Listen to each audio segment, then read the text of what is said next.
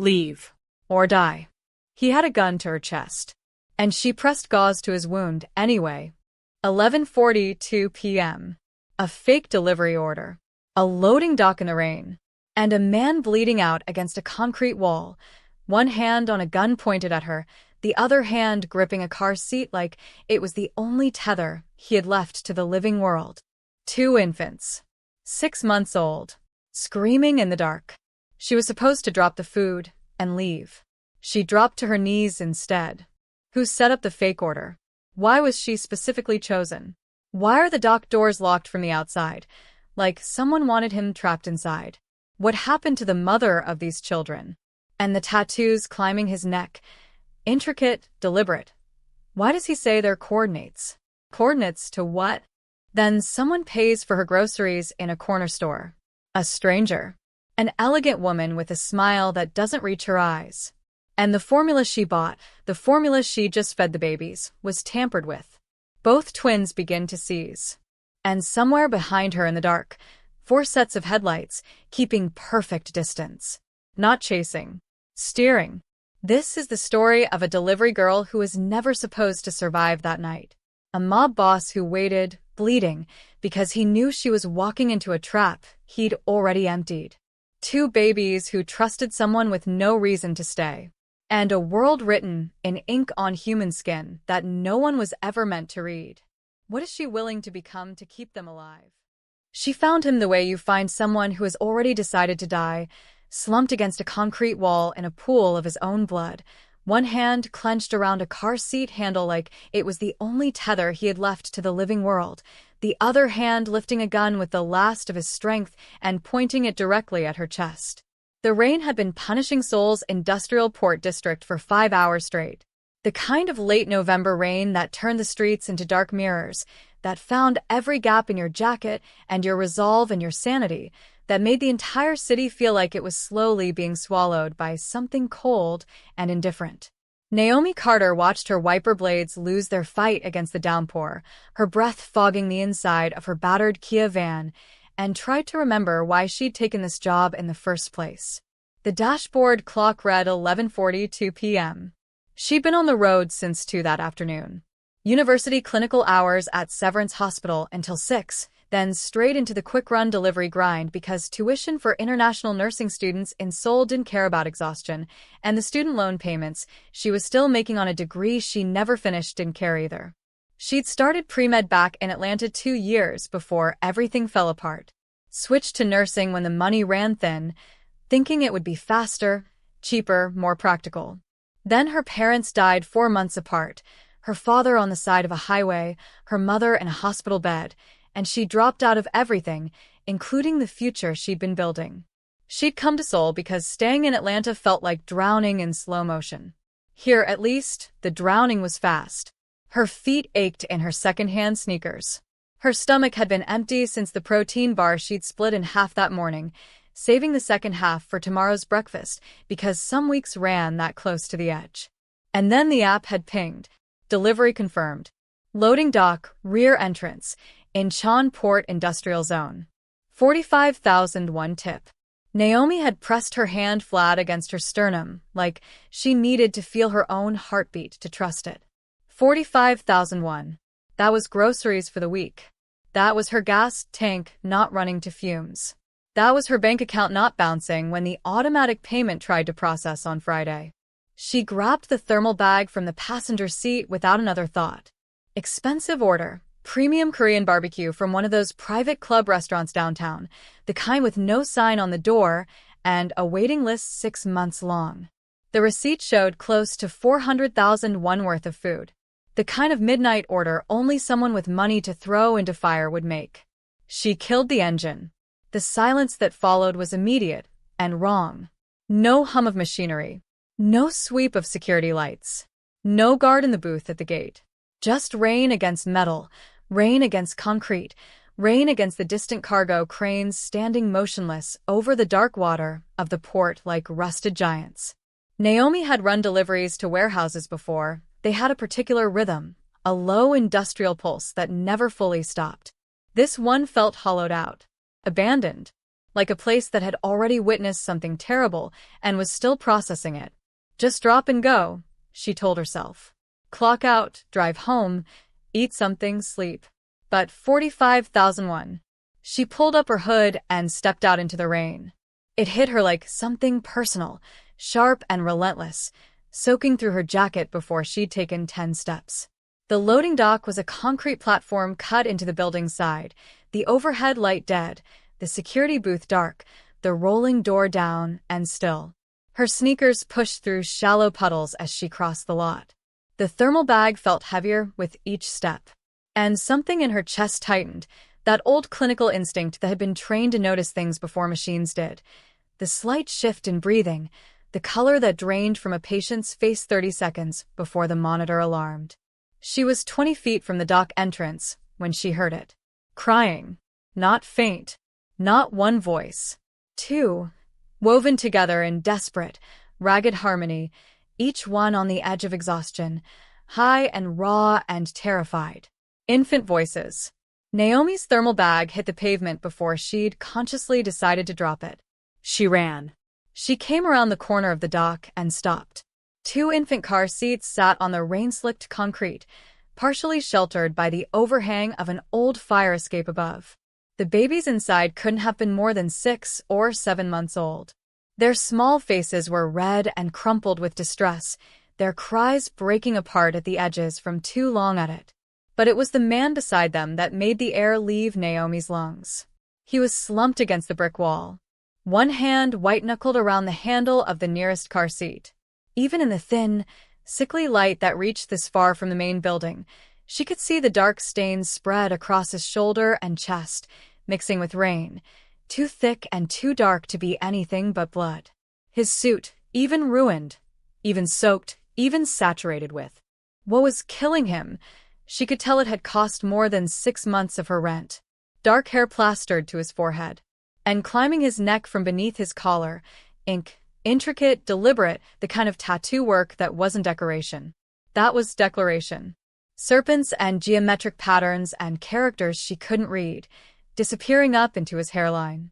20 feet away, a black luxury Genesis sat with its front end folded into a concrete support pillar, smoke still rising thin and lazy from the hood. Oh my God. Naomi dropped to her knees. Cold water soaked through her jeans instantly. She barely felt it. Sir, can you hear me? His eyes opened.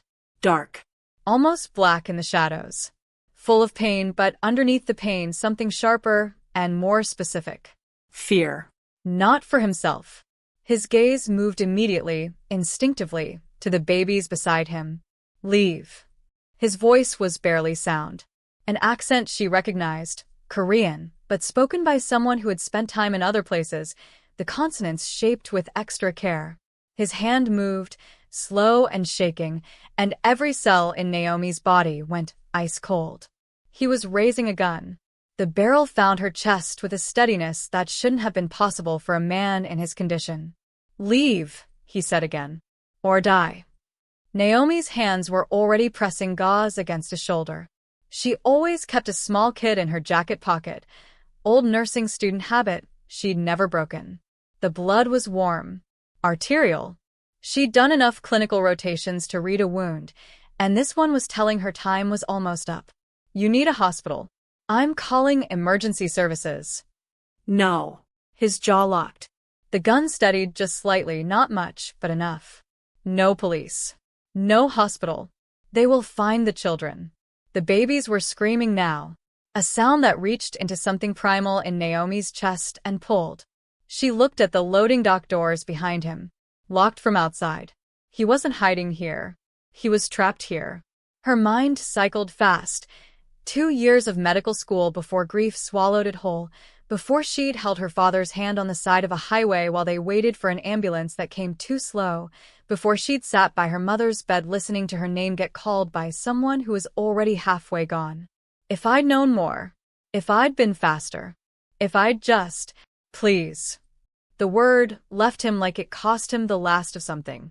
The gun dipped, just slightly, his strength failing. Please. Naomi looked at the babies. Looked at this man who was still holding onto that car seat even as the blood left him. Looked at the locked doors and the dead light and the smoking car and the rain coming down on all of it like the sky didn't care. Every reasonable thought she had told her to run. Don't let them go, her father's voice said, from the last real moment she'd had with him. Whatever you do, Naomi, don't let them go. Okay. It came out before she could stop it. Okay. But we move now. Can you stand? He nodded. She was almost certain it was a lie. Are these children yours? Something moved through the pain in his eyes. Something that looked impossibly like pride. My children. Seo-yeon and Min. Then Seo-yeon and Min are coming with us. She grabbed the first car seat, heavier than she'd expected, and moved it back under shelter. Then the second. Her arm screamed. She returned, slid her shoulder beneath his good arm, and took as much of his weight as her frame could manage. On 3. My van is across the lot. You're going to make it. Do you understand me? He nodded. 1, 2, 3. They rose together. His weight nearly folded her knees.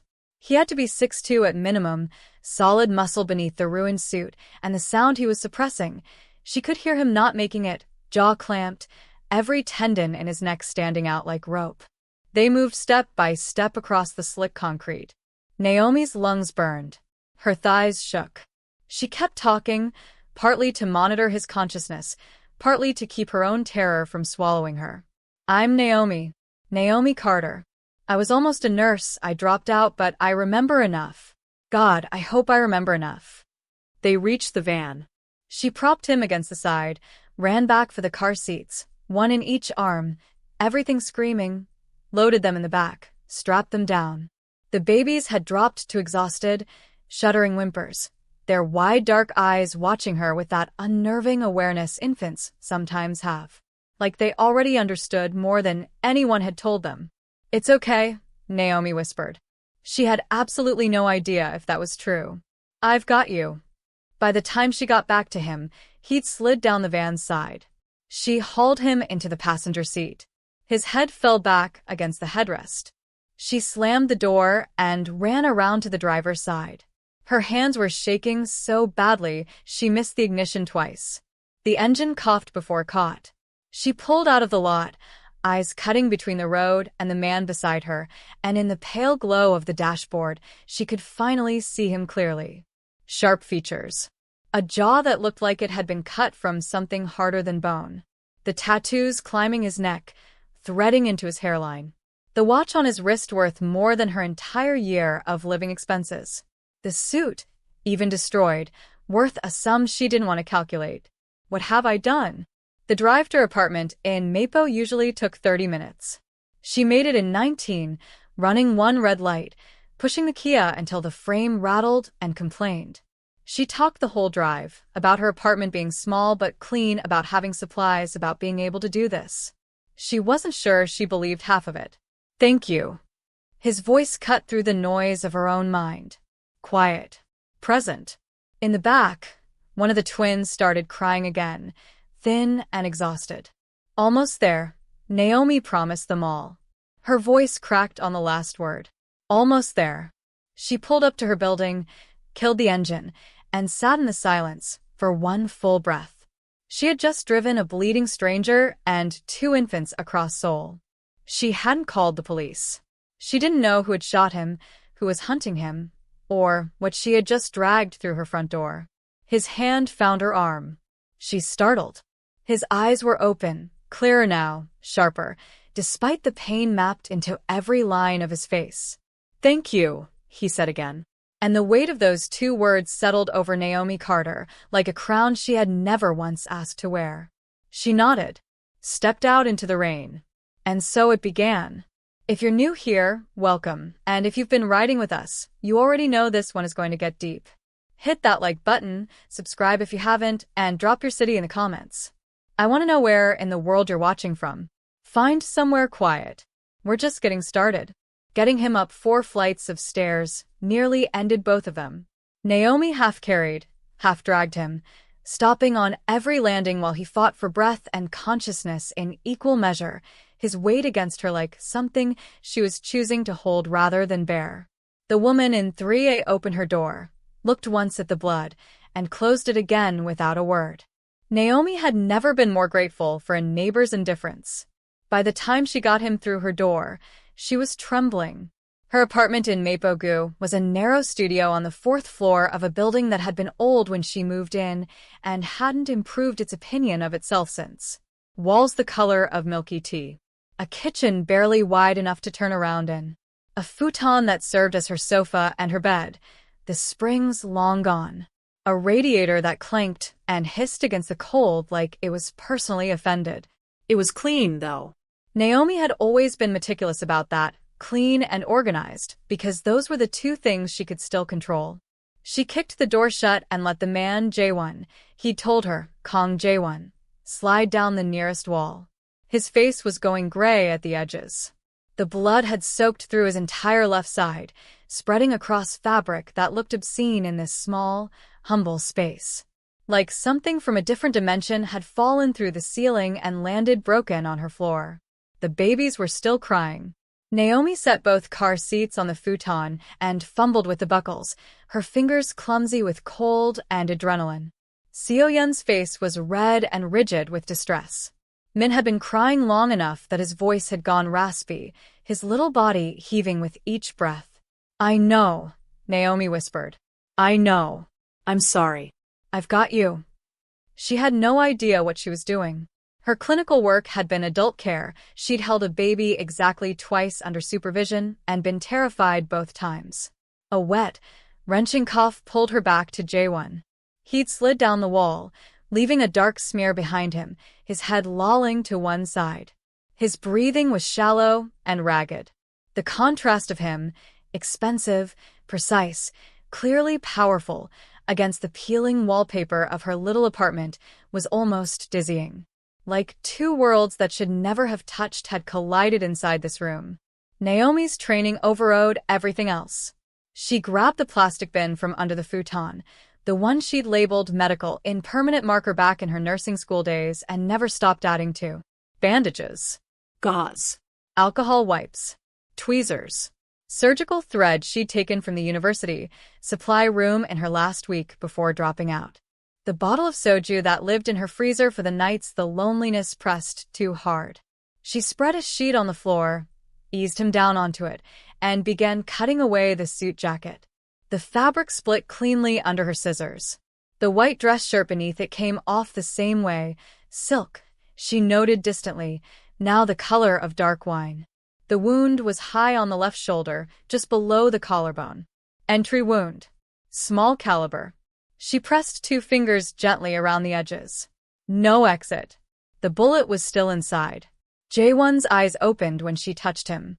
Dark, unfocused at first, pupils blown wide with shock. He said something in Korean, too quiet, too slurred for her to catch. "I don't understand. Stay with me." She pressed gauze against the wound and leaned her weight into it. Blood welled up between her fingers, hot and steady. "I'm going to get the bullet out. I need you awake." His hand came up and found her wrist. His fingers were cold despite the fever radiating from his skin like a second heartbeat. The grip was firm, deliberate. His eyes locked onto hers and something in them sharpened, a focus that didn't belong to a man this close to the edge. "Don't stop." His accent wrapped around the words like smoke around a flame. "Whatever happens, don't stop." "I won't." She didn't know why she said it with such certainty. But she did. She poured soju over the tweezers, then over the wound. Jae-won's jaw locked shut. Every muscle in his neck went rigid. The intricate tattoos there, serpents twisting through geometric shapes, characters in Hangul she couldn't translate, seemed to move in the lamplight. He made no sound at all. Not one. Just that clamped jaw and his hand tightening on her wrist until she knew she'd have bruises for a week. Naomi took a breath and pushed the tweezers in. His grip became crushing. She kept her hand steady anyway. 2 years of medical school. A lifetime of learning to go quiet inside while everything outside fell apart.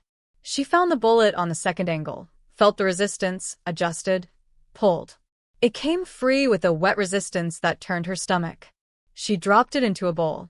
It landed with a small, Clean clink of metal. She pressed fresh gauze immediately against the rush of blood. His grip on her wrist released slowly. His head fell back, eyes closed, chest rising and falling in shallow pulls. For one terrible moment, Naomi stopped breathing. Then his lungs expanded again. Steady. Alive. She threaded the needle with shaking hands. The surgical sutures were old, possibly past their date, but they would hold. She pushed through skin and felt him flinch, but he didn't pull away. Her stitches were neat despite the tremor in her fingers, muscle memory from hundreds of hours in the skills lab, working on practice models that didn't bleed or breathe or grip her wrist like she was the last solid thing in a shifting world. 14 stitches. She tied the last one off and sat back on her heels, every part of her body protesting at once. Blood covered her hands, soaked into her jeans, splattered across her tank top. The smell of it, iron and gunpowder and expensive cologne, had taken over the entire apartment. She bandaged the wound tight, wrapping it around his shoulder and across his back, her hands moving over bare skin that was burning with the early fever of shock and inflammation. She needed to get fluids into him, monitor for infection, watch for the signs that things were getting worse instead of better. But first, the babies.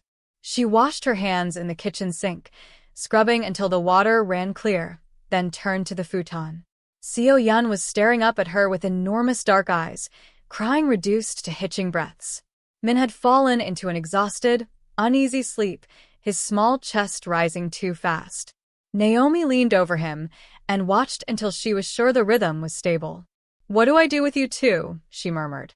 "Formula." Jae-won's voice made her turn. He'd pushed himself upright against the wall. His face was the color of ash, but his eyes were fixed on the babies with an intensity that didn't waver. Under the car seats. Emergency compartment. I always prepare. Naomi checked. The storage compartments under each carrier held sealed bottles of ready-made formula, a sleeve of diapers, a folded cloth. She stared at them for a moment, then looked at him. "You came prepared," she said. "Always." Something crossed his face, not quite a smile, but the shadow of one. It changed him entirely, softened the sharp lines, made him look younger, human, like a man who existed somewhere underneath all of this.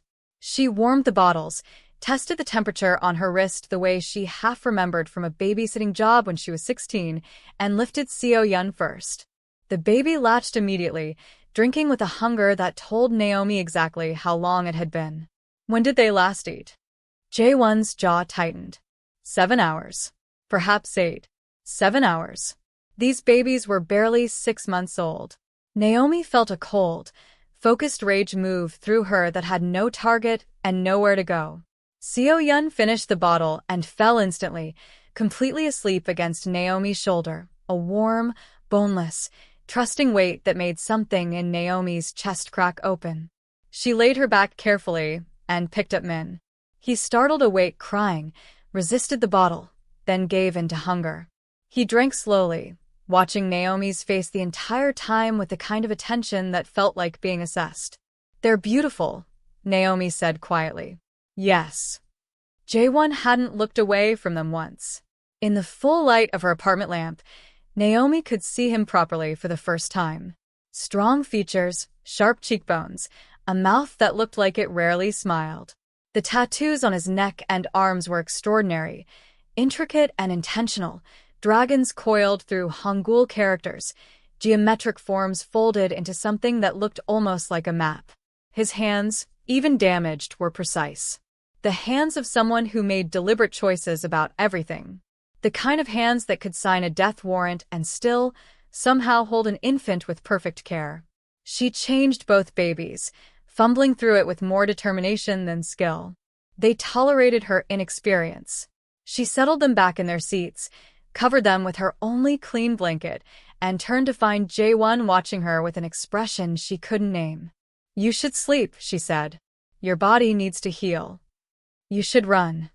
He said it the way someone reads a fact off a page. No heat in it. Just truth as he understood it. "Take the cash from my jacket and go." This apartment becomes a liability the moment they trace my location. Naomi crossed her arms. The air between them felt charged with something she didn't have a word for. A little late for that. I'm giving the warning anyway. Then give me the information. She moved closer and crouched to his eye level. Who shot you? Why that warehouse? And why were the dock doors locked from outside, like someone wanted you trapped inside? Jae-won studied her. His gaze dropped to her mouth for a moment, brief, involuntary, then returned to her eyes. Your phone number, he said. She gave it without thinking. He pulled out his phone, cracked screen, still functioning, and brought up her quick-run profile. Her photo. Her name. Her rating. Who placed the order you delivered tonight? He asked. Corporate account. Big tip. I didn't read the name. He showed her the screen. Order details. Timestamp. And then something else. A cancelled entry, created and erased within the same minute. A ghost record that shouldn't exist. No one ordered that food, Naomi. Her name and his accent felt like something being lit. They accessed your platform. Built a false order to bring a driver to that exact location at the exact time I would arrive. They needed someone to trigger the loading dock from outside. A civilian. Someone predictable and consistent. He locked the screen. You weren't in the wrong place at the wrong time. You were the key they planned to use to get inside. The cold moved through her slowly, then all at once. Then why am I alive? Because I killed them first. He said it the same way he said everything. Matter of fact. Quiet. Devastating. For men in the shadows of that dock. They expected me wounded and disoriented, looking for shelter. They didn't expect me 10 minutes early, clearing the space before your delivery window. You were walking into a trap I'd already emptied. He paused. You were used. That made your survival my responsibility. Naomi stood, backed away 2 steps. Her mind was processing too many things at once. You waited there for me, bleeding. You stayed and waited because you knew I was coming. You were bait. Innocent. That created a debt. She looked at the sleeping babies. At this man bleeding on her floor. At her own hands, still faintly pink despite scrubbing them twice. She had made her choice the moment she'd knelt beside him and pressed gauze to his chest. There was nothing to take back. There's a blanket in the closet, she said quietly. The futon folds out. Naomi. You're not sleeping on the floor. She said it simply, finally. And you're in no condition to argue with me. Tonight, the only goal is that everyone in this apartment survives until morning. That's it. Everything else can wait. Jae-won looked at her for a long time. Then something shifted in his face, a wall cracking, just slightly, just at the edge. And he smiled. Small. Crooked. Completely devastating. You're dangerous, he said. You're the one who had the gun. She pulled the blanket from her closet and helped him onto the folded-out futon, propping pillows behind him to keep his wounded shoulder elevated. His weight against her side, his breath warm at her temple. She got him settled, then curled up on the floor between the futon and the babies. A human barrier she couldn't explain and didn't try to. She should have called the police. Should have been anywhere but here. Instead, she lay in the dark and listened to 4 people breathe, herself, Jae-won, Seo-yeon, Min, all of them tangled together now by choices made in the span of a few desperate minutes. In the darkness, his voice came. Barely there. Thank you, Naomi. She didn't answer. Didn't trust her voice. Because she was already beginning to understand something that frightened her far more than the gun had. She didn't regret a single second of it. Naomi pushed herself off the floor. Every muscle she owned complained at once. She hadn't slept more than 2 hours total. Morning arrived without mercy. Naomi woke to crying. Seo-yeon this time, her voice high and insistent, pulling Naomi up from a sleep so shallow it barely counted. Gray light pressed through the single window, turning the studio into a washed-out version of its already modest self. Blood-stained sheet on the floor. Medical supplies scattered across the kitchen tiles. Empty formula bottles on the counter. And Jae-won, awake on the futon, watching her. His fever had broken in the night. She could see it in his eyes, clearer now, sharper. But he looked worse in the daylight. The shadows beneath his eyes had deepened to near black. His skin had that pale, drained quality that came after the body had spent too many hours in emergency mode and was now presenting the bill. The bandage on his shoulder showed a small, dark bloom of fresh blood at the center. "She's hungry," he said simply. Jolting awake at every creak of the building, every sound from the street below, certain each time that she'd hear the splintering of her door. But the building had stayed quiet. Even the neighbor upstairs, who usually paced at odd hours, had been still. She went through the motions, warmed bottles, changed diapers, settled both babies with the mechanical efficiency of someone running on determination rather than rest. Her hands knew the steps now even when her brain felt stuffed with cotton wool. When both twins were fed and quiet, she turned to find Jae-won attempting to sit upright on his own. "Don't." She crossed to him in 3 steps. "You'll pull the stitches. I need to check my contacts." His voice was strained but deliberate. "See if anyone has reached out. Assess the situation. The situation is that you have a bullet wound, a fever coming and going, and you haven't slept enough to heal anything." She placed her palm flat against his chest, still too warm, heart working too hard, and pressed him back. He let her. The touch sent awareness crackling up her arm that she immediately chose to ignore. "I am not accustomed to being managed," he said, something dry flickering in his eyes. "Then consider this a new experience." She held his gaze. Rest. "Or I stop being cooperative." Something passed between them in that look. Something that made the air in the small apartment feel thinner. Naomi had spent her entire life making herself small. Her father had expected it. The nursing program had required it. Even the quick-run job demanded a kind of invisible confidence, a practiced harmlessness. She showed up, delivered, disappeared. But this man was looking at her like she was the most substantial thing in the room. Like she took up more space than she knew what to do with. "You're accustomed to people being afraid of you," she said quietly. "Yes." His gaze moved to her mouth briefly, then back. "You should be." "I am afraid." Her voice dropped. "Just not of you." The confession sat between them, unguarded. Jae-won's expression shifted into something she couldn't fully read, not cold, not warm, something more careful than either. Before either of them could follow the thread, Min started fussing from his car seat. The moment dissolved. Naomi spent the morning in survival mode. She rationed the emergency formula, washed the blood-stained sheets in her bathtub by hand, changed Jae-won's bandages at noon with steady hands that didn't match the chaos in her chest. The wound looked better, the stitches holding clean, no red streaks moving outward from the site. A small mercy.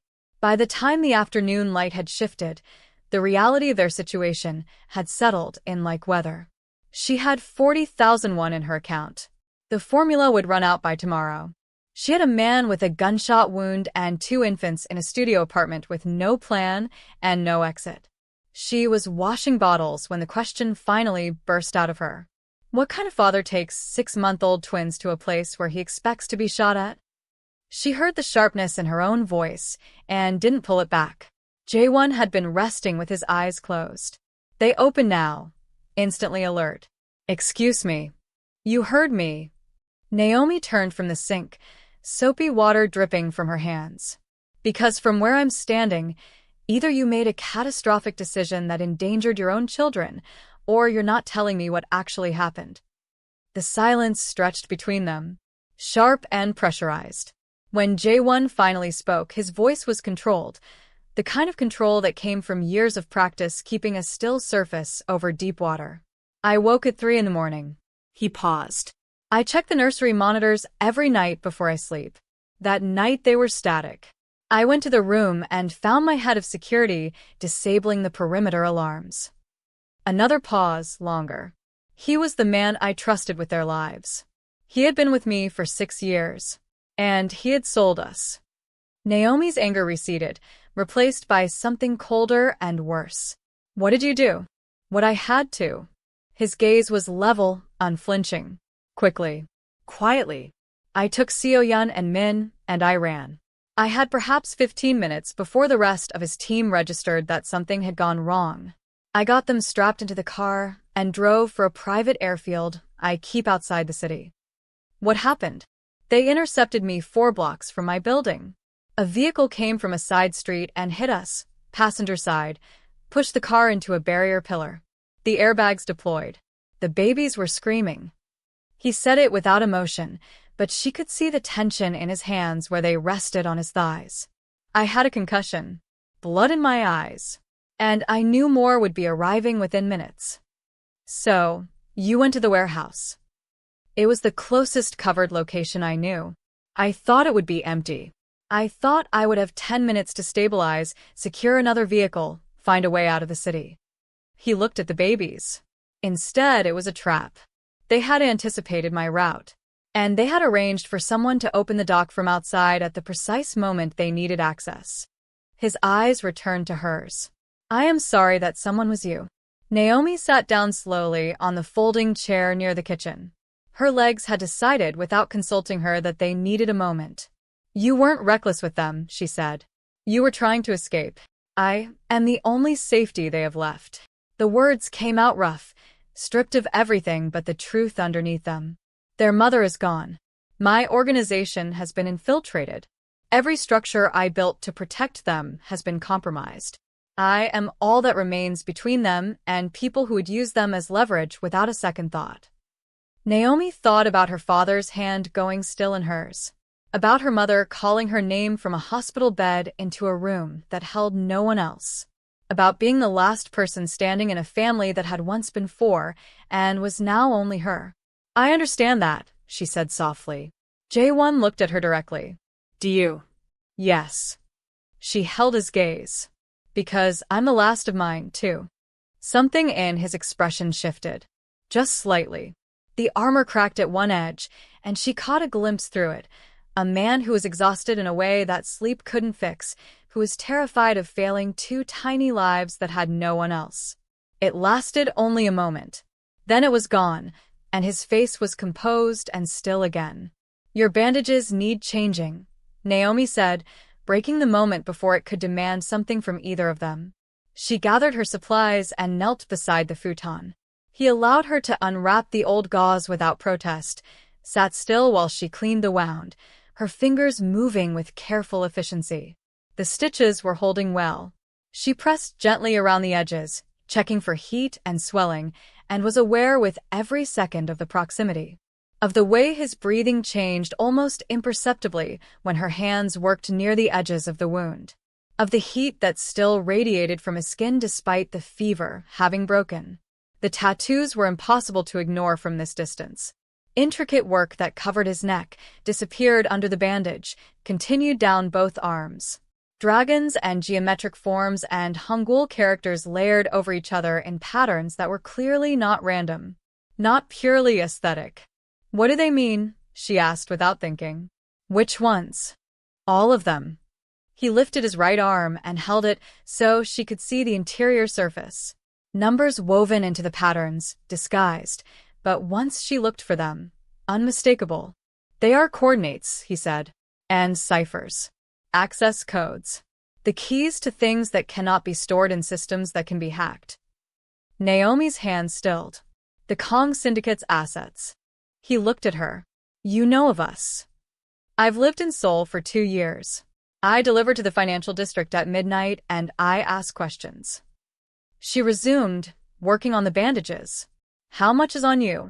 Enough, he said, to fund a small army and destabilize the financial architecture of 2 governments.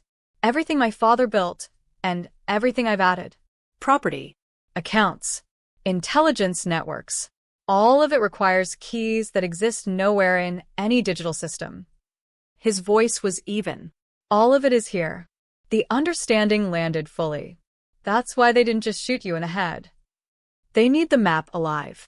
Or they need my skin. He said it without drama, as if this were simply a logistical fact. I am worth more conscious and cooperative. But dead, I am still worth something to someone willing to work for it. Naomi secured the fresh bandage and sat back. Her hands were less steady than she wanted them to be. The intimacy of the task felt different now. She wasn't just caring for a wounded man. She was the temporary guardian of something vast and dangerous that happened to be written in ink on human skin. "Why are you telling me this?" she asked. "Because you deserve to understand what you are protecting." He reached out before she could pull her hands back and captured one of them. His thumb moved across her knuckles, a single slow pass that sent heat racing all the way to her shoulder. "And because if something happens to me, someone must know how to access what my children will inherit." "Nothing is going to happen to you. You cannot promise that. Watch me." She held his eyes. "I didn't come this far, drop out of 2-degree programs, lose my parents, work myself to the bone in a city where I don't even speak the language properly, haul your considerable weight up 4 flights of stairs, just to let you die from an infection or a hit squad. So." She tilted her head slightly. "Rest." He looked at her for a long time. Studying her the way she imagined he studied everything, carefully, completely, looking for the place where the surface didn't match what was underneath. "Why?" he asked. Quiet. Genuinely curious. "You could have called the police. Could have walked away. Could have been gone before anyone connected you to any of this. Why are you still here?" Naomi thought about it. Thought about the real answer, the one she'd been circling for hours without wanting to look at it directly. "Because for the first time in 3 years," she said, "I feel like I'm doing something that matters. Like I'm not just surviving. Like I'm not just moving from one shift to the next, treading water in a life that stopped meaning anything when my parents died." She looked at the sleeping twins. "You and these babies, you need me. And I haven't been needed by anyone in a very long time." Jae-won's hand tightened on hers. Just slightly. Just enough for her to feel it. "You are going to get yourself killed," he said. "Maybe." She surprised herself by almost smiling. "But at least I'll die doing something real instead of delivering expensive food to people who don't tip." A sound escaped him. Not quite a laugh, but close to one. Brief and controlled, but real. It changed his face entirely. Younger, unguarded, dangerous in a completely different way. Min woke with a sharp cry. Naomi pulled her hand free and went to him, lifting the baby to her shoulder. He was warm and small and solid, his tiny fist immediately finding her collar and holding on. She turned to find Jae-won watching her with an expression she still didn't have a name for. "Let me try," he said. "Your shoulder." "Please." The single word, again.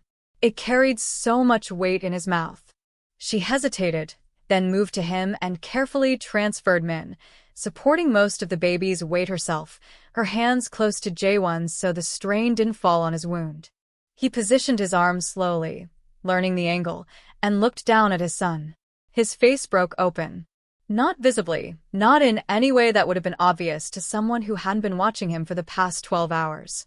But Naomi saw it. The tightening in his jaw. The single muscle that jumped in his cheek. His eyes closing for just a moment, as if he needed darkness to hold the feeling.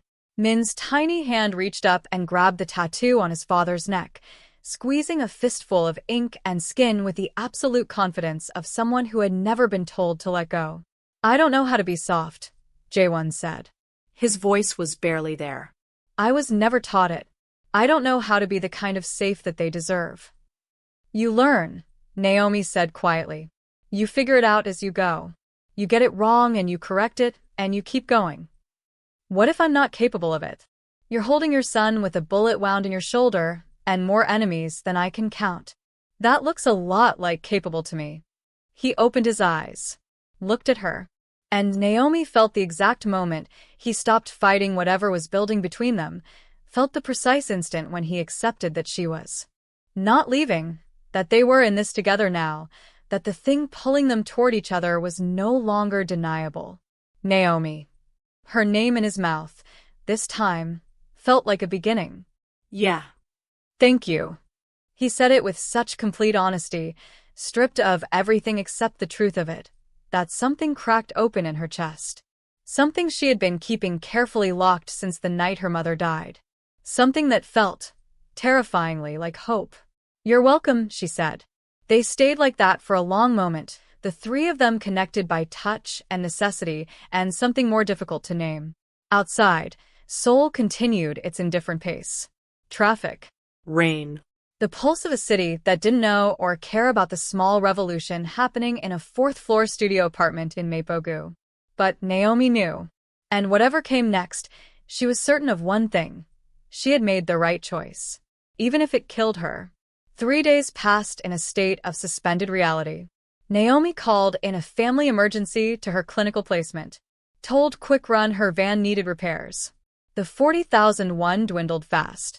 She stretched the formula, learned the difference between Seo-yeon's hungry cry and her bored cry and her tired cry. Learned that Min needed to be held on his left side when he was trying to sleep and that he would grab whatever was nearest and refuse to let go.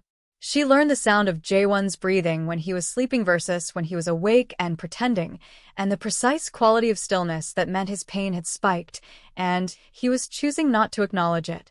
They didn't talk about what came next. Didn't examine the impossibility of what they'd stumbled into together. The apartment was too small for anything but the immediate. Every movement brought them into proximity. Every conversation happened in the low voices of people keeping a secret. Every hour felt borrowed. On the fourth morning, Naomi woke to warmth. She lay still for a moment, disoriented, before she realized the radiator actually working. Heat flowing steadily through the old metal for the first time since the previous winter. She sat up. Jae-won was awake on the futon, a small screwdriver in his good hand, the access panel on the side of the radiator replaced and flush. "You fixed it," she said. The pressure valve was stuck. A simple problem. He set the screwdriver down. "You are cold." 3 words. "You are cold." Naomi had mentioned it once, offhand, 2 days ago. He had remembered and had dragged himself across her apartment in the night to fix a machine she'd given up on in October. "Thank you," she said.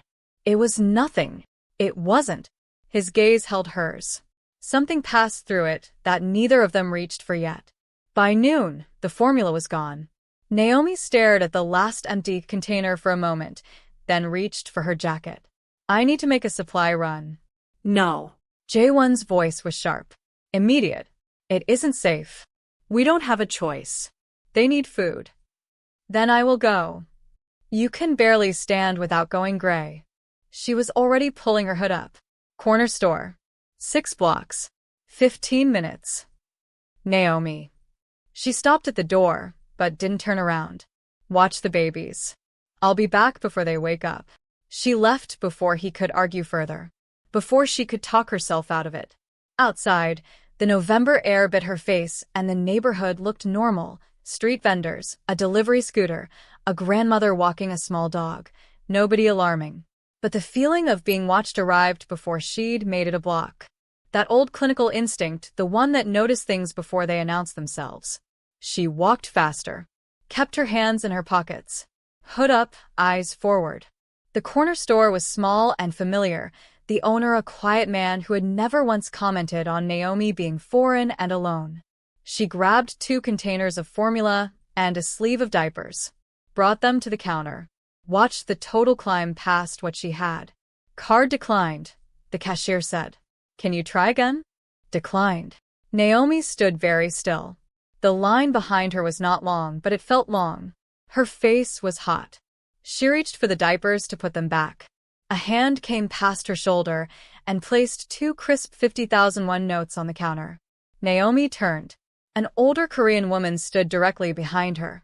Elegant despite a simple coat, posture like someone who had spent a lifetime being looked at. Her smile was composed and polished, and did not reach her eyes at all. "For the little ones," the woman said softly. "They must eat." Every instinct Naomi had fired at once. She took the money, gave a strangled thank you, and walked out of the store. Did not run. Did not look back. Made it half a block before she registered the footsteps. A man in a dark coat, maintaining a steady 20 feet of distance behind her. When she slowed, he slowed. When she turned down a side street, he followed. When she pushed into a near jog, his pace lifted to match. Naomi ran. She hit the building door at a sprint, took the stairs without stopping, fumbled her key into the lock with shaking hands. The man didn't follow her inside, but she had felt his eyes tracking her the entire way. Measuring. Recording. "We're compromised." She was gasping when she got through the door. Someone followed me from the store. An older woman paid for everything. She was watching me, and then a man. Jae-won was already moving. Face gray with pain, but his eyes sharp and immediate. Trackers. They mark a target so that others can position. How long before you noticed him? Half a block from the store. Then they've had eyes on the building for at least an hour. He was already moving toward the car seats, gathering, assessing. We leave now. You can't. We will die if we stay. He said it flatly, without drama, because it wasn't drama, it was logistics. They are mapping our patterns. They wait until we are comfortable. Tonight they move. He looked at her. How quickly can you pack? Naomi looked around the apartment. At the blood-stained sheet she'd scrubbed and failed to get fully clean. At the medical supplies scattered across the floor. At the 4 bottles drying on the rack by the sink. 5 minutes, she said. She warmed the formula while she moved, packed her medical supplies, a change of clothes, the baby's remaining diapers. Jae-won moved carefully around her, checking the window, checking the hall through the peephole, gathering what little he had. She fed Seo-yeon first. The baby drank quickly, eyes fixed on Naomi's face, something settled and trusting in her expression that felt like an accusation and a comfort at the same time. Min next, slower, more deliberate, his small hand wrapped around Naomi's finger. Naomi memorized it. The weight of him, the smell of warm milk and baby skin, the absolute trust in the way he held on. Min had just finished when his body went rigid in her arms. Jae-won. Her voice cracked straight through. Something is wrong. The baby's eyes rolled back. White foam at his mouth. His body convulsed in violent, wrenching spasms that snapped her straight into a terror she had never felt in any clinical setting, because this was not a practice model, and this was not a textbook. No, no, she turned him onto his side, supporting his head, her training overriding everything else even as her chest tried to cave in. Airway. Breathing. Circulation. Jae-won was beside her in an instant. His pain was gone from his face, replaced by a terror that was purer and more total than anything she'd seen there yet. What is happening? Seo-yeon began seizing seconds later. And then Naomi understood. The formula. Her voice came out like something broken. It was tampered with. The woman in the store, she paid for it. She chose it. They poisoned the formula. She was already moving. Both babies on the floor, on their sides, her hands checking airways, her mind locked into the single narrow corridor of what needed to happen next. She had seen a gastric lavage performed twice during her pediatric rotation. Had read the procedure until she could recite it. Had practiced the steps on a training model that had not been convulsing. Hospital. Jae-won's voice was raw. They'll be waiting for us to run. Her hands were steady, even though nothing else was. They want us panicked. They want exactly this. I'm going to pump their stomachs. Here. Now. Naomi. Hold Seo-yeon. Keep her on her side. Don't let her choke. She was already pulling her medical kit open. Do exactly that, and nothing else. He obeyed. Instantly. His good arm cradling his daughter with a precision made clumsy by terror and a wounded shoulder, but holding. Naomi worked on Min first. Measured the tubing.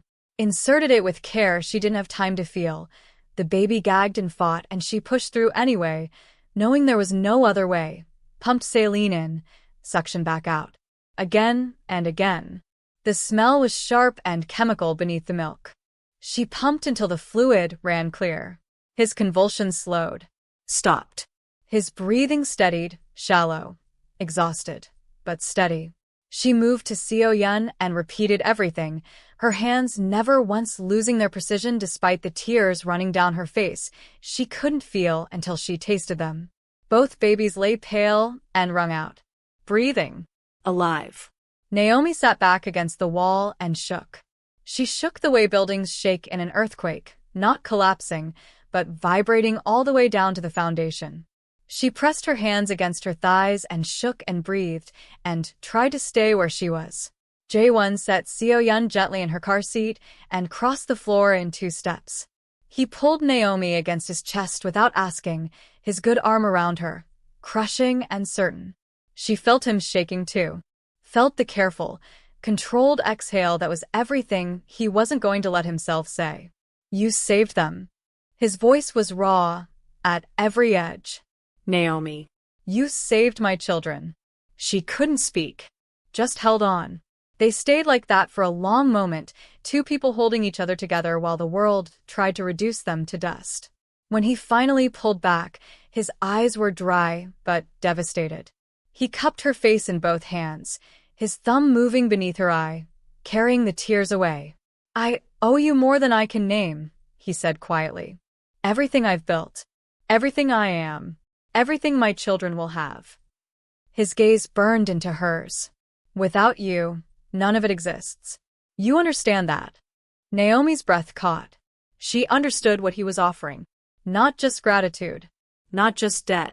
Something far more permanent than either. Don't answer now, he said before she could. He released her gently, stepping back. But know that the offer stands.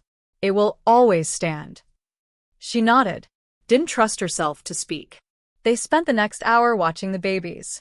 Both twins slept restlessly, still too pale, but breathing. Stable. Naomi monitored them with the focused attention of someone who understood that watching was also a form of action. We can't stay, Jae-won said finally. They'll come tonight. Where do we go? I have a location. A property that is not in any organizational record, purchased privately, under a name with no connection to me. He looked at her steadily. But if we go there, Naomi, there is no going back from it. You'll be committed. To this world. To everything it carries. She looked at the apartment.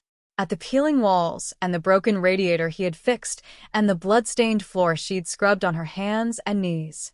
At the life she'd been barely surviving before a fake sushi order had pulled her into this alley in the rain. She looked at the twins, alive because she hadn't stopped. Let's go, she said. They packed in silence. Emily dressed the babies in clean clothes and secured them in their carriers. Jae-won moved carefully but with purpose, destroying his phone in the bathroom sink, gesturing for her to do the same. No tracking, he said. From here, we are ghosts. Naomi took one last look at the apartment. Felt nothing she expected. No grief, no nostalgia, no fear. Just the clean, clear feeling of finally moving in the right direction after years of standing still. They made the van without incident. Jae-won gave directions in short, precise sentences. Naomi drove. The city passed outside the windows like scenery from a life that already belonged to someone else. She was checking the mirror for the third time when he said, "Change of plans." His burner phone, he'd bought it at a convenience store on the ground floor of her building, was in his hand, the screen dark. The property is compromised. Someone reached it before us. He looked at her. Min-jun has sent coordinates. A motel outside the city. He says it's clean. Can we trust him? No. He locked the phone. But we have no other options. In the back seat, the twins slept on, ex-housed and pale. And behind them, moving through Seoul's late-night traffic with practiced patience, for pairs of headlights kept perfect distance. We have company, Naomi said. Jae-won looked in the mirror. Said nothing for a moment. Then, drive fast. She pressed the accelerator down and didn't look back. For vehicles. Naomi counted them in the rearview mirror, headlights spaced out like professionals, not rushing, not crowding, just maintaining distance with the patience of people who knew they didn't need to hurry. They weren't trying to stop her. They were hurting her. They're not chasing us, she said. They're steering us. Yes. Jae-won's voice was flat, toward a position they've already prepared. He scanned through the van's windows, calculating. Industrial complex on the right in 400 meters. Storage units. Multiple buildings. We can lose them in the layout. Or they already have people waiting inside. Yes. He looked at her. Choose. Naomi yanked the wheel. The van jumped the curb, clipped a low chain-link fence that gave way with a shriek of stressed metal and bounced hard across uneven pavement into the storage complex. The suspension screamed. In the back, both babies jerked awake and began crying. Naomi killed the headlights and drove by moonlight alone, navigating between massive concrete storage blocks by instinct and the pale silver light that fell between them. Behind her, the pursuing vehicles had slowed. Regrouping. She bought a few minutes, not many. She killed the engine between two units and sat in the silence. Move. Jae-won was already out, his gun appearing from somewhere in his jacket that she hadn't known held one. He moved with the careful, deliberate precision of someone whose body knew how to do this even when it was damaged. Take the twins. Find an unlocked unit. And you. I draw them away from. No. She was out of the van with a car seat in each hand before he finished the sentence. We stay together. That's the only way this works. Stop trying to be the sacrifice. He started to speak. She saw the argument form in his face and then dissolve as something else replaced it, something that looked, briefly, like recognition. He nodded once and led her deeper into the maze. The complex was a labyrinth of identical units under a single enormous roof, the kind of place where whole chapters of lives got stored and forgotten. Jae-won moved between them with quiet certainty, checking each door. Too slow, shoulder clearly pulling at him, sweat on his forehead despite the cold. The third unit he tried had a compromised latch. He shouldered it open and gestured her inside. Darkness. Total and absolute. Naomi stood still and let her eyes adjust. Jae-won found a battery lantern on a low shelf, left behind by some maintenance crew or previous tenant, and the soft light bloomed across a space, maybe 3 meters by 5. Old shelving along one wall. A stack of collapsed cardboard boxes. A broken folding chair. She set the car seats down. Her arms were beyond burning now, somewhere past the point of feeling. Jae-won moved to the door, listening. The gun was steady in his hand. His wounded shoulder was bleeding again. She could see the small dark spot spreading through the bandage, but his face was composed, his attention complete. How many? She asked. At least 8. Possibly more.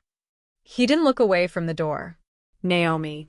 If I tell you to run, I won't. You take the twins and you go.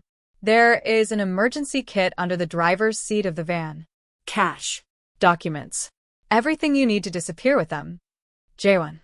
He turned then, finally, and she put herself directly in front of him. Close enough to see the precise color of his eyes in the lantern light, not quite black, a dark, warm brown with edges that caught the light differently at this distance. Close enough to hear him breathe. I am not leaving you, she said.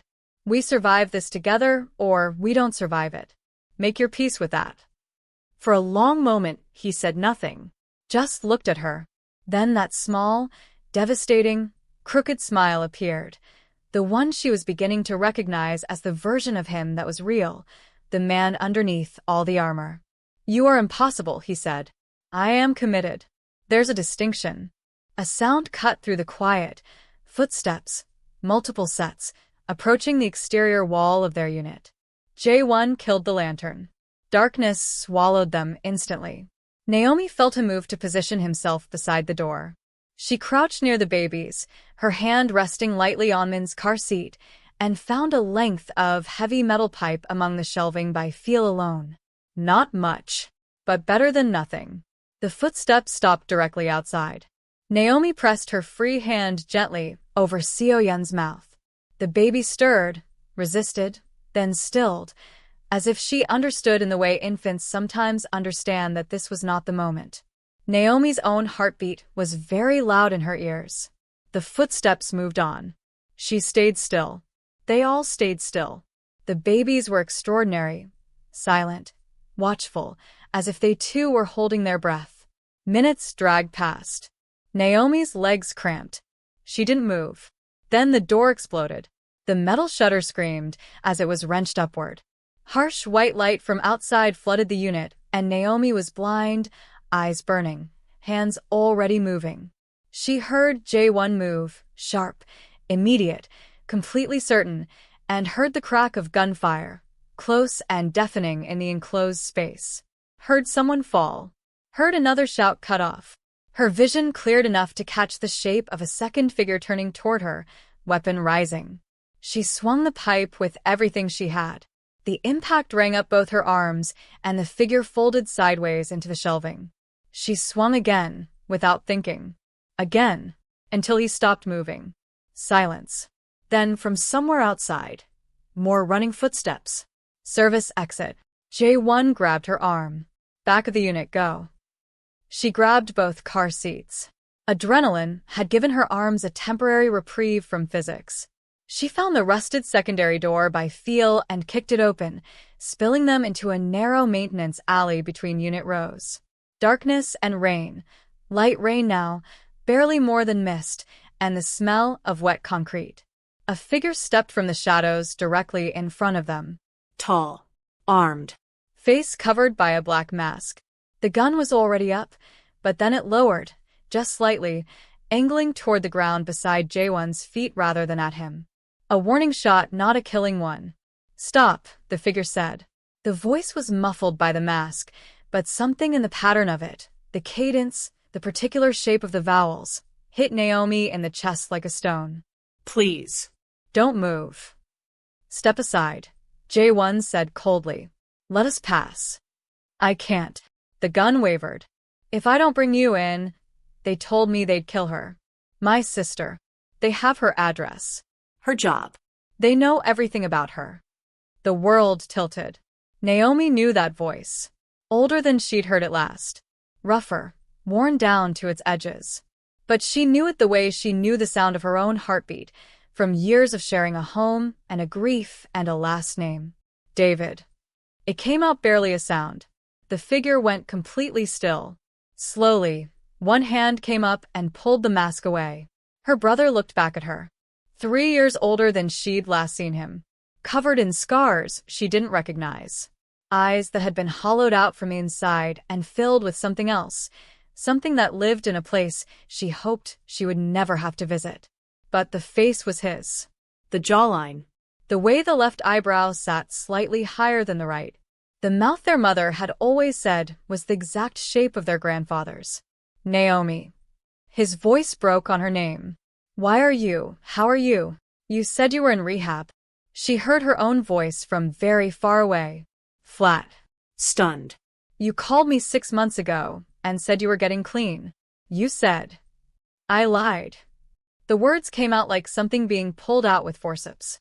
I'm sorry. I'm sorry, Naomi. The debts didn't stop after Mom and Dad. The hospital bills. The funeral. The mortgage on the house. It all fell on me and I couldn't manage it alone. And I borrowed from people who offered to help and then I couldn't pay them back and he stopped. Swallowed. They gave me options. Work for them or watch them collect from you instead. So you've been hunting us. Naomi was surprised by how steady her voice was. You've been part of the team hunting him. I've been trying to keep you alive. His voice cracked. If I didn't perform, they were going to. Naomi, they know where you live. They know your route. They've known about you for months. I've been the reason they haven't touched you. Until tonight. Until tonight. He looked at the babies in her arms. His expression went complicated. I didn't know about them. I swear I didn't know about them. Jae-won moved. Not fast, his shoulder wouldn't allow fast, but decisively. David was against the wall with the gun at his temple before he could react, and Jae-won's voice was the temperature of deep water. How many in this complex right now? David didn't fight. Sagged against the wall like a man who'd been fighting for too long and had just decided to stop. 10. Maybe 12. 2 more units down covering the west exits, for on the perimeter. Jae-won. Naomi stepped forward. His finger had tightened on the trigger. She saw it. She saw the calculation behind his eyes, the same calculation he applied to everything, clean and cold and certain. Don't. He'll betray us again. Not a question. He's still my brother. That makes him more dangerous. Don't. She moved until she was close enough to touch his arm. Please. I need to hear the rest of it first. I need to understand. A long silence. The kind with weight in it. Then slowly, with visible cost, Jae-won lowered the gun. But he didn't step back. Didn't give David room to move. Talk, he said. Quickly. David talked. He'd borrowed from a network that turned out to be connected to the Kang Syndicate's rivals, an organization that had been watching for a crack in Jae-won's operation for years. When David couldn't pay, they'd mapped everything he knew. His sister, working delivery routes in Seoul. Her schedule. Her financial vulnerability. Her predictability. They'd used him to get to her before she'd ever known she was involved. "I try to protect you," David said. His eyes were on Naomi's face, nowhere else.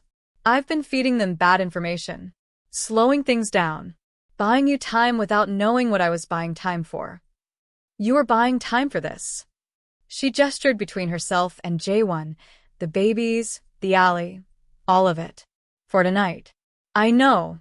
His face collapsed into something she recognized from childhood, the expression he made when he'd broken something valuable and knew that sorry wasn't going to cover it. "I know, Naomi."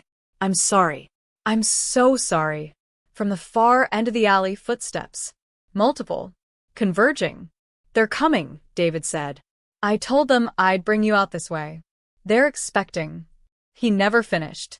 The first wave of hunters rounded the corner. Gunfire opened immediately, not at David, through him. He jerked in Jae-won's grip, taking 2 rounds that had been aimed at the man behind him, and the sound he made when they hit him was the worst thing Naomi had ever heard because it was quiet. "David." Jae-won returned fire, 3 shots and then 2 more, his aim mechanical and precise even from his one usable arm. Hunters went down. But there were more coming from the other direction now, and the alley had become a fatal funnel with only one viable exit. David had slid to the ground, his back against the wall, both hands pressed to his chest, blood coming through his fingers the way it had come through Naomi's that night at the loading dock. His eyes found her face through the chaos. "Run." His voice was already going thin at the edges. "Naomi, please." Run. Jae-won pulled her hard by the arm, back toward the storage unit, back toward the van, and she went because she had to go, because the babies were in her arms and her legs were moving before the decision had fully formed, but she looked back. She looked back and saw her brother's lips moving. Couldn't hear the words over the noise. Didn't need to. She had known her brother's apologies since she was 7 years old. Then Jae-won pulled her around a corner, and the world became nothing but running. They moved through the maze at speed that neither of them had left in their bodies. Jae-won's arm locked around her waist, taking some of the weight of the car seats, his wound clearly screaming at him, neither of them stopping. The babies cried, their voices echoing off every metal wall, and Naomi ran toward the sound of it rather than away, because their fear was the most honest thing in the world right now, and it was keeping her anchored to what mattered. Bullets struck aluminum siding. Sparks in the dark. She counted exits without meaning to, old clinical habit, always knowing where the doors were, always knowing how to leave if leaving became necessary. Third building on the right, she'd seen a vehicle gate when they'd come in. She pulled left, then right, then through a narrow service corridor that opened without warning into the expanse of the outer lot, the van sitting 50 meters away under the wash of a single security light. Too far. Too exposed. But there was no other option. "On 3, Jae-won said. "I know." She was already counting. They ran. The world reduced to the sound of her feet on wet pavement and the weight of the babies in her arms and the electric awareness of Jae-won beside her, present and solid and moving. A shot struck the ground to her left, close enough to send chips of asphalt against her ankle. She didn't break stride. They hit the van. Jae-won pulled the door open and stood in it, returning fire into the darkness, while she strapped both car seats in with hands that had no business being as steady as they were. She climbed into the driver's seat. He dove into the passenger side, pulled the door shut. She had never removed the keys. The engine fired immediately, like it too understood the urgency.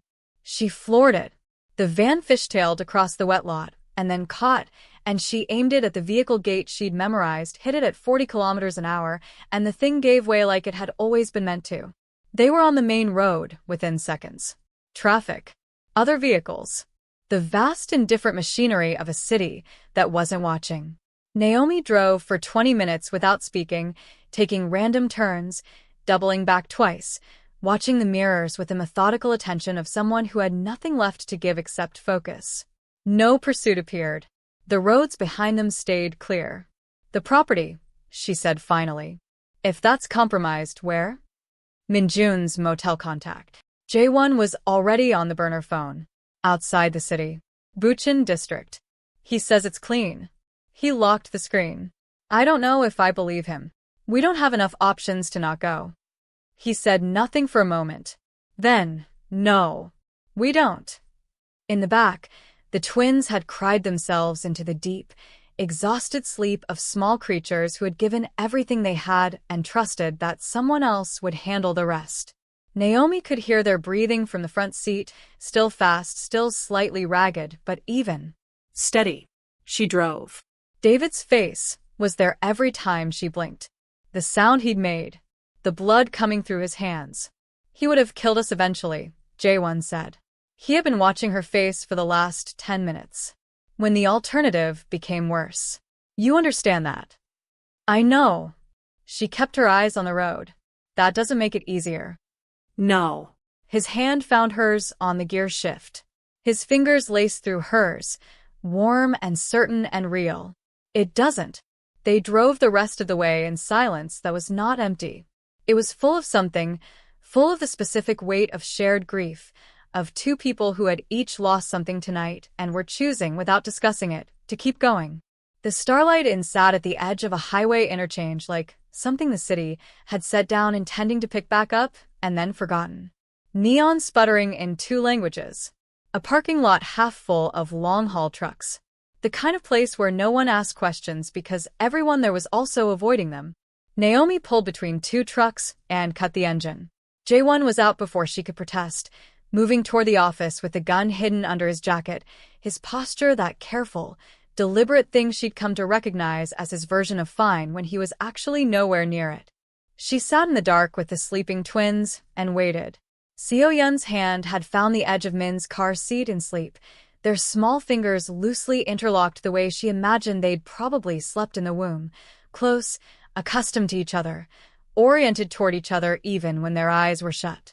Naomi watched them and felt something she didn't have language for move through her chest. Not maternal, exactly. Something more fundamental. The specific tenderness of having fought for something and won, for now, impermanently but won. Jae-won came back with a room key. Ground floor and unit, 2 exits. He checked the room before he let her in. Windows, bathroom, adjoining wall, every corner, and she watched him do it and understood that this was not paranoia. This was simply how his mind had been shaped by a life that never offered the luxury of assumption. The room smelled like bleach and years of cigarette smoke and the particular staleness of spaces that hold too many temporary people. 2 double beds. A window overlooking the highway where trucks roared past every few minutes and made the thin walls shudder.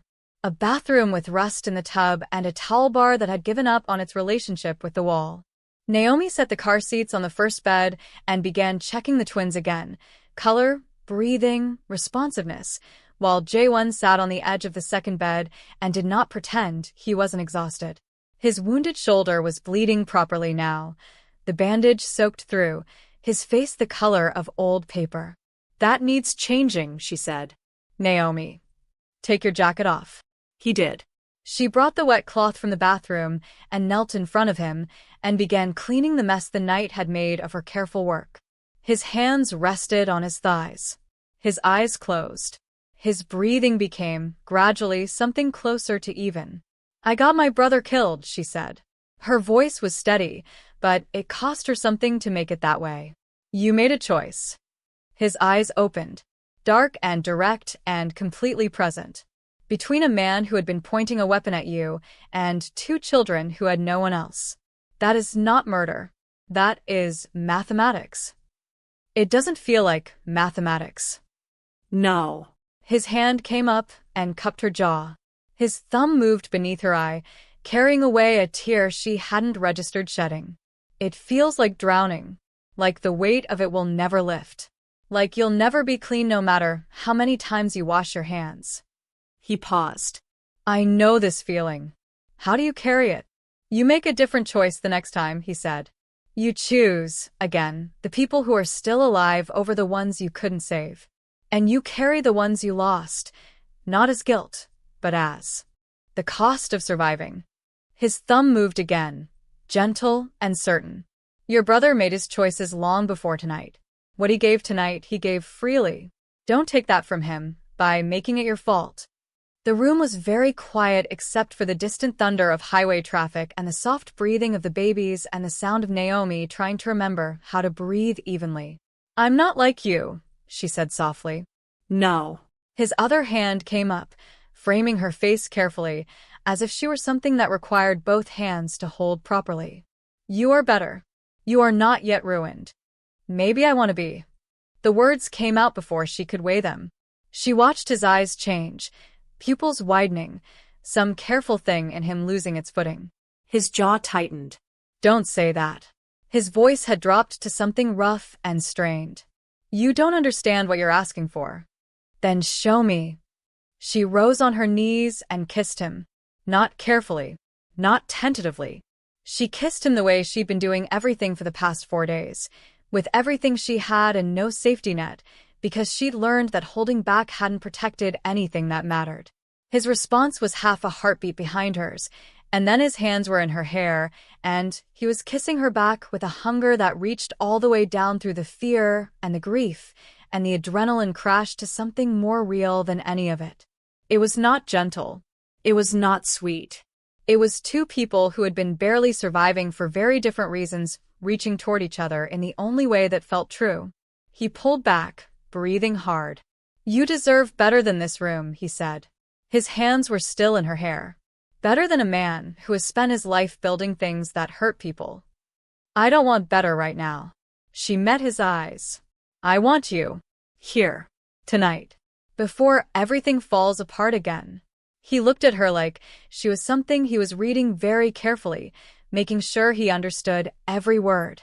Then he pulled her close and didn't let go, and for a while the room was theirs and the night was theirs, and the highway outside was just sound, just background, just the world they would have to return to in the morning. A knock at the door. 3 sharp strikes. Deliberate. Spaced. They both went still. Jae-won moved her aside, had the gun in his hand, was at the door before the third knock had fully landed. Who? He said flatly. Silence for one breath. Then a woman's voice, low, polished, each word placed with the care of someone who knew exactly what words could do. It's been a long time, Jae-won. Let me in. The quality of his stillness changed completely.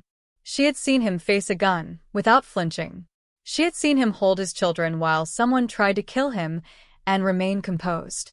She had never seen him go this still, not combat stillness, but something deeper and more primal. The stillness of a man confronting something he had already grieved.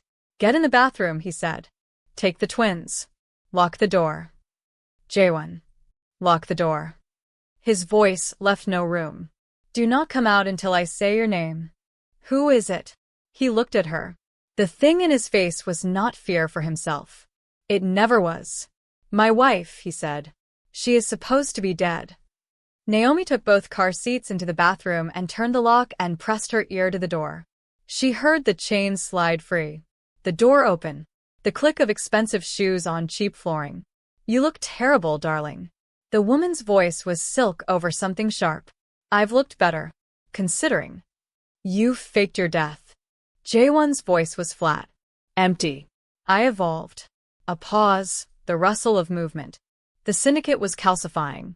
You were running it like your grandfather. All code and honor and restraint.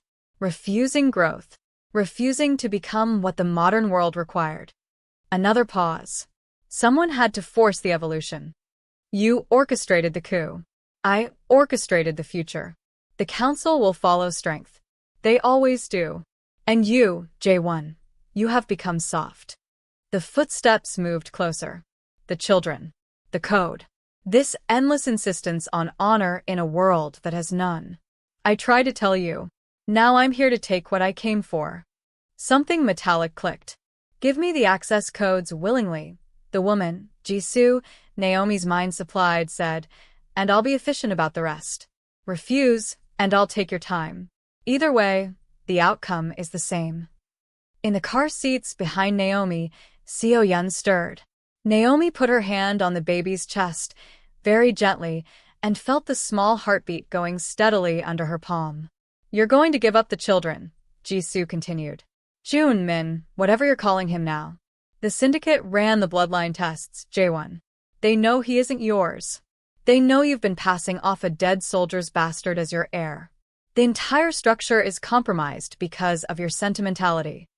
Silence from Jae-won. Tell me where you've hidden the children and I'll consider. Naomi came out of the bathroom. She didn't plan it. She simply found herself on the other side of the door, pipe wrench in hand. She'd found it under the sink, same maintenance crew gift as the lantern, and the room clarifying in front of her. Jisoo was exactly what the voice had promised. Beautiful in the precise, expensive way of someone who understood beauty as a tool. White coat, somehow pristine. Gun leveled at Jae-won, who stood with his hands half raised, bleeding through his bandage, composed in the way he was always composed when he was making calculations. Two men in dark gear flanked the entry. Professional. Waiting. One of them noticed Naomi half a second too late. She swung for the nearest one with every ounce of 200 sleepless, adrenaline-saturated hours. The wrench connected. He went down. The second man turned toward her, and Jae-won was already moving, seizing Jisoo's gun hand, redirecting the shot into the ceiling, plaster raining down. Naomi swung the wrench again. The second guard went sideways into the wall. She hit him again until he stopped arguing with gravity. The room went still. Jisoo was on her knees, Jae-won's grip in her hair, her own gun pressed to her temple. His breathing was hard. His wound was bleeding freely now, but his arm was steady. You threaten my children, he said quietly. Jisoo laughed. Even on her knees, she laughed. You can't kill me. The old code protects. The old code died when you did. Jae-won. Naomi's voice was steady. Don't. His eyes found her across the room. If you kill her, they'll never stop, Naomi said. There's no legal end. No documentation. Just another body and another reason to hunt us forever. She held his gaze. But if we have proof, her orders, the financial transfers, the kill authorization on the children, we have leverage. We have something to bring to the council that cannot be argued with. Jisoo twisted in his grip, trying to see Naomi properly. The delivery girl, she said. You've kept the delivery girl this long. How touching. She just saved your life, Jae-won said.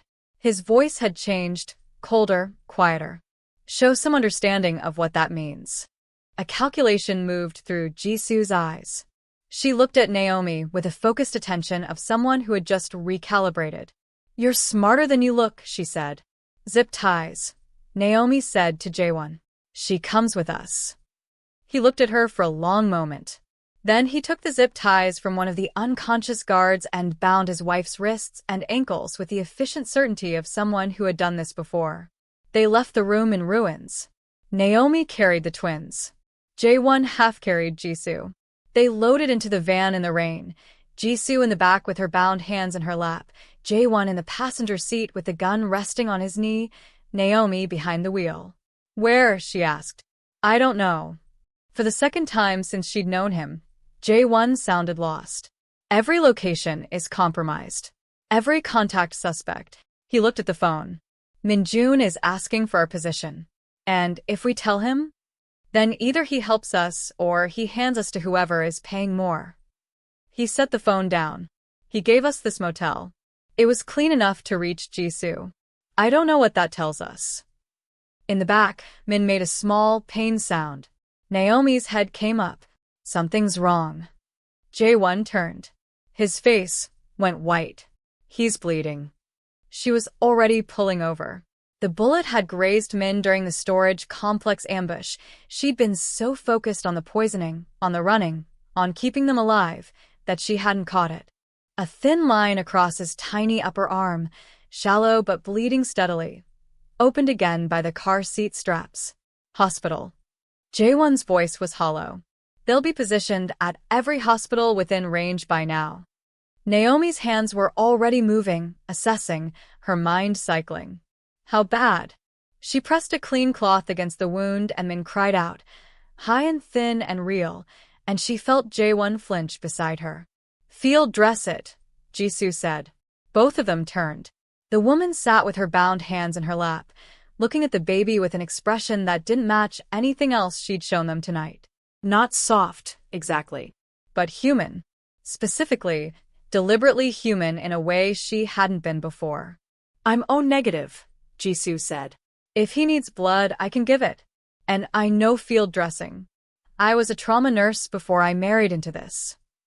She looked at Naomi. I imagine you know what that means. Why? Jae-won's voice was ice. Because I am not a monster, Jisoo said simply. I am many things. A monster who lets children bleed out is not one of them. She paused. And because if the boy dies, darling, you will never forgive yourself. And a version of you that has nothing left to lose is considerably less useful to me than what you are right now. Practical.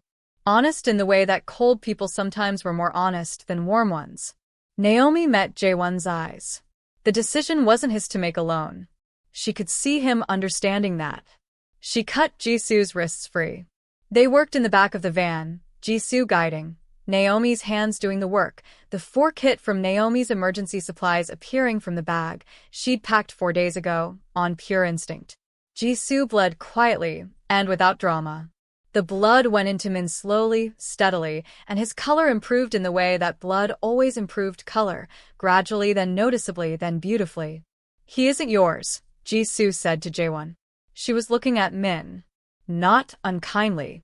You know the council will never accept him as heir regardless of how you've raised him. The bloodline question has been raised. It won't be lowered. He is my son. Jae-won's voice was steel-wrapped in something older. Biologically, he is the son of Cha Min-jun, who died 3 years ago protecting you from an ambush. Jisoo's voice was even. I know the whole story. I was your wife, Jae-won. I knew everything you told me, and many things you didn't. She looked up. Min-jun's last words were about the boy. Yes. And you kept him. Raised him as your own. Let the entire organization assume he was your blood because you wanted to honor a dead man's wish and because you believed a child deserved a father. Jisoo paused. That is either the most honorable thing you have ever done or the most catastrophically sentimental, depending on who is doing the counting. What are you suggesting? Naomi asked. Jisoo looked at her with that calculating, recalibrated attention. I'm suggesting, she said carefully, that the council is meeting tomorrow night. Emergency session. They will vote on succession and territorial division. If Jae-won is absent, he is declared dead, and everything he built gets carved up between people who will run it into the ground within a decade. She tilted her head. If he appears, if someone appears alongside him who can speak to both worlds, who the council cannot dismiss as internal politics, the calculus changes. Someone like who? Jae-won asked. Jisoo looked at Naomi for a long moment. Someone exactly like her, she said. Naomi looked at Jae-won. He was already looking at her. The meeting, he said quietly. We go to the meeting. They'll try to kill us. Yes.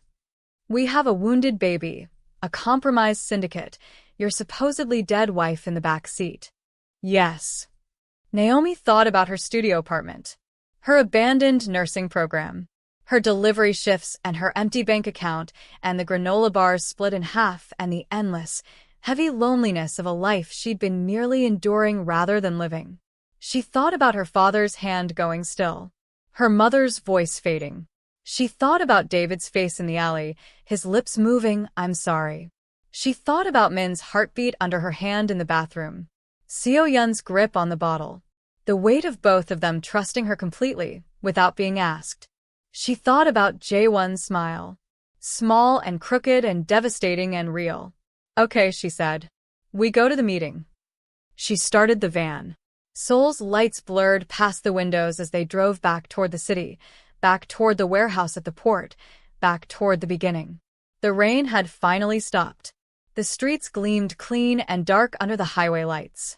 In the back seat, Jisoo sat with her bound ankles and her unbound hands, looking out the window at the city she'd tried to seize and failed, with an expression that was impossible to read and probably always had been. In the car seats, Min slept, color restored. Seo-yun held his hand in hers, even in sleep, as she always did.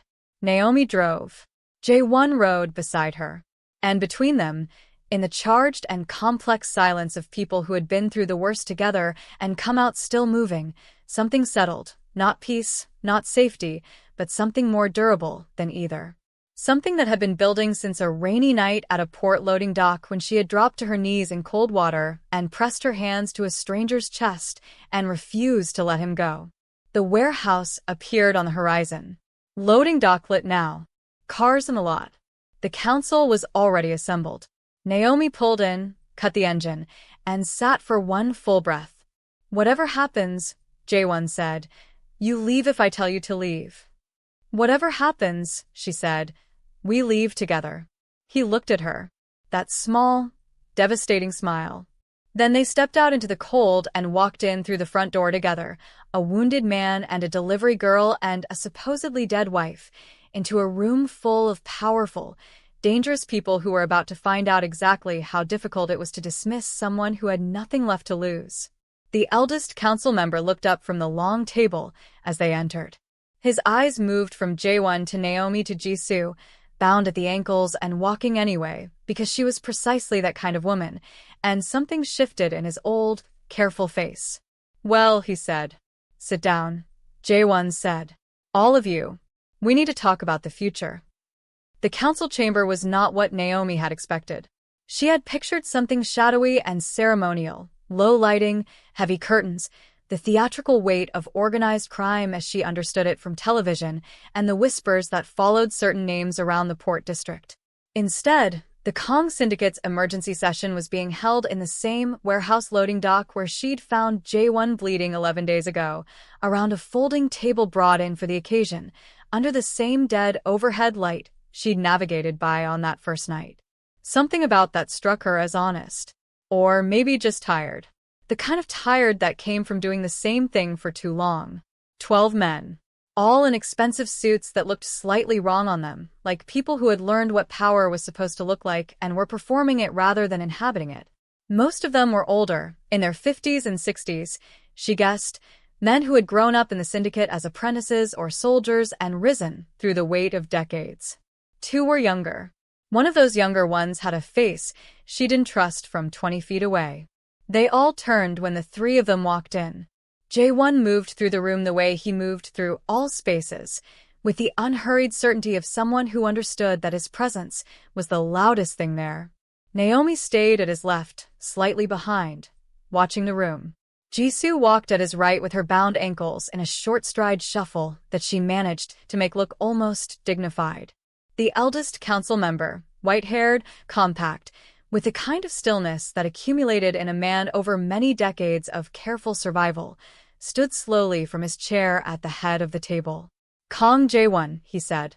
The name held multiple registers at once. "The reports suggested you were dead." "Reports frequently lie," Jae-won said. "Particularly when they originate from the person standing on my right." Every eye in the room shifted to Jisoo. Jisoo smiled. It was not a warm smile. "Hello, Baek Gyunam," she said to the old man. "You look older. I suppose you would." "You were buried," the old man said. "We attended your funeral. You attended an event." Jisoo looked around the table. The burial arrangements were my own. The silence that followed was specific, the kind generated by very dangerous men processing very unexpected information and deciding simultaneously whether to speak or reach for a weapon. Naomi watched their hands. She'd started doing that habitually at some point over the past 11 days without registering when. "Before anyone makes a decision they'll regret," Naomi said. The sound of her voice, accented, foreign, belonging to no category they had prepared for, pulled every eye in the room to her. She felt the force of 12 simultaneous assessments and held her ground. "My name is Naomi Carter. I was a nursing student before I became a delivery driver, before I became whatever I am now." She reached into her jacket and removed Jisoo's phone. She'd spent the drive cracking the passcode, using what Jisoo herself had let slip during their hours together, the kind of information that came out when people stopped treating you as a threat. "I have on this device Wire transfer records connecting 11 members of this council to the rival organization that staged the attempt on Kang Jae-won's life. Kill orders, authenticated with this woman's biometrics, authorizing the poisoning of 6-month-old infants. She set the phone on the table, and a recording of her explaining, in her own voice, that she faked her death to stage a leadership coup. Nobody spoke. The evidence is complete, Naomi continued. It's also backed up in 3 locations I'm not going to name. If anything happens to any of us tonight, it goes to every law enforcement agency with jurisdiction over this organization's assets. Every one. She met the old man's eyes. So, the question isn't whether to deal with us. The question is what kind of deal you want. The old man, Baek Gyunam, studied her with those careful, accumulated eyes. You're the woman from the delivery service, he said finally. The one they used as bait. I was, Naomi said. I'm something else now. And what would you propose exactly? The younger council member with the untrustworthy face leaned back in his chair, affecting ease. That we accept an outsider's testimony? Reorganize around a woman who runs food deliveries for a living? You have no standing here. No voice, no history, no. She is standing. Jae-won's voice cut the room clean. She saved my life. She saved my children's lives. Twice. With her own hands, with no obligation, with no guarantee of survival. His gaze moved around the table. She has more honor in this room than anyone currently sitting at that table. I would choose her judgment over any of yours without a moment's consideration. The young council member's jaw tightened. Honor doesn't grant authority. The code is clear. The code, Jae-won said quietly, died when my wife arranged the murder of her own children to consolidate power. He looked at the table. The code died when 11 members of this council wired funds to our enemies and called it business strategy. The code died somewhere in the years between what my father built and what you've allowed it to become. He paused. I'm not here to restore it. I'm here to replace it. Another silence. This one had a different texture, less explosive, more like the moment before something very large and old changes direction. The old man, Baek Gyunam, sat back down slowly. He laced his fingers together on the table. He looked at Naomi for a long time with the particular attention of someone who has spent a lifetime measuring people and rarely been surprised. Min-jun spoke of you, he said to Jae-won without looking away from Naomi. Cha Min-jun. Before he died. Jae-won went very still. What did he say? He said the syndicate would destroy itself from within unless someone changed the terms. The old man's eyes moved to Jae-won now. He said you were the only leader he'd known who understood both the value of strength and the cost of it. And he said he stopped, looked at the phone on the table, looked at Naomi. He said that when the crisis came, you would find the person who changed the equation. He said to trust her. The room was completely silent. He didn't know me, Naomi said. He couldn't have known me. No. The old man almost smiled. Something cracked at the edges of his face that looked like it might once have been warmth. He didn't. But Min-jun had the gift of seeing what needed to be true before it existed. It was why Jae-won trusted him. It was why his son deserved to be raised as an heir. He looked at the phone again. Show us, he said. Show us what you have. Naomi connected the phone to a projector she'd borrowed from an unused equipment bay she'd noted when they walked in. She wasn't a hacker, 1 semester of computer science, total. But Jisoo's organizational systems were meticulous, the kind of meticulous that made things easy to find once you had access. The records filled the warehouse wall in clean, damning columns of data. Transactions. Authorizations. Timestamps. A voice recording in Jisoo's voice that needed no translation.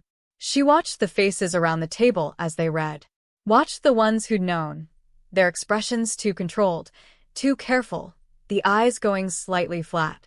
Watched the ones who hadn't known, the genuine shock, the quick calculation of their own exposure, the anger that came from betrayal by people on the same side. By the time she finished, 3 council members had moved their chairs subtly away from the others. The young member with the untrustworthy face was one of them. The penalty for oath-breaking has always been clear, Baek Gyunam said, into the silence. He was looking at the 11 names on the screen. Immediate. Absolute. The old code, whatever its other failures, was never ambiguous about this. Jae-won stood quietly. I'm not here for executions. The old man raised an eyebrow. I'm here for a transition, Jae-won said.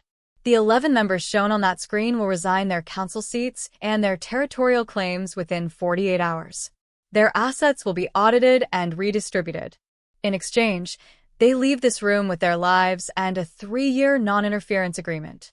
He paused. Anyone who prefers the traditional penalty to that arrangement is welcome to say so.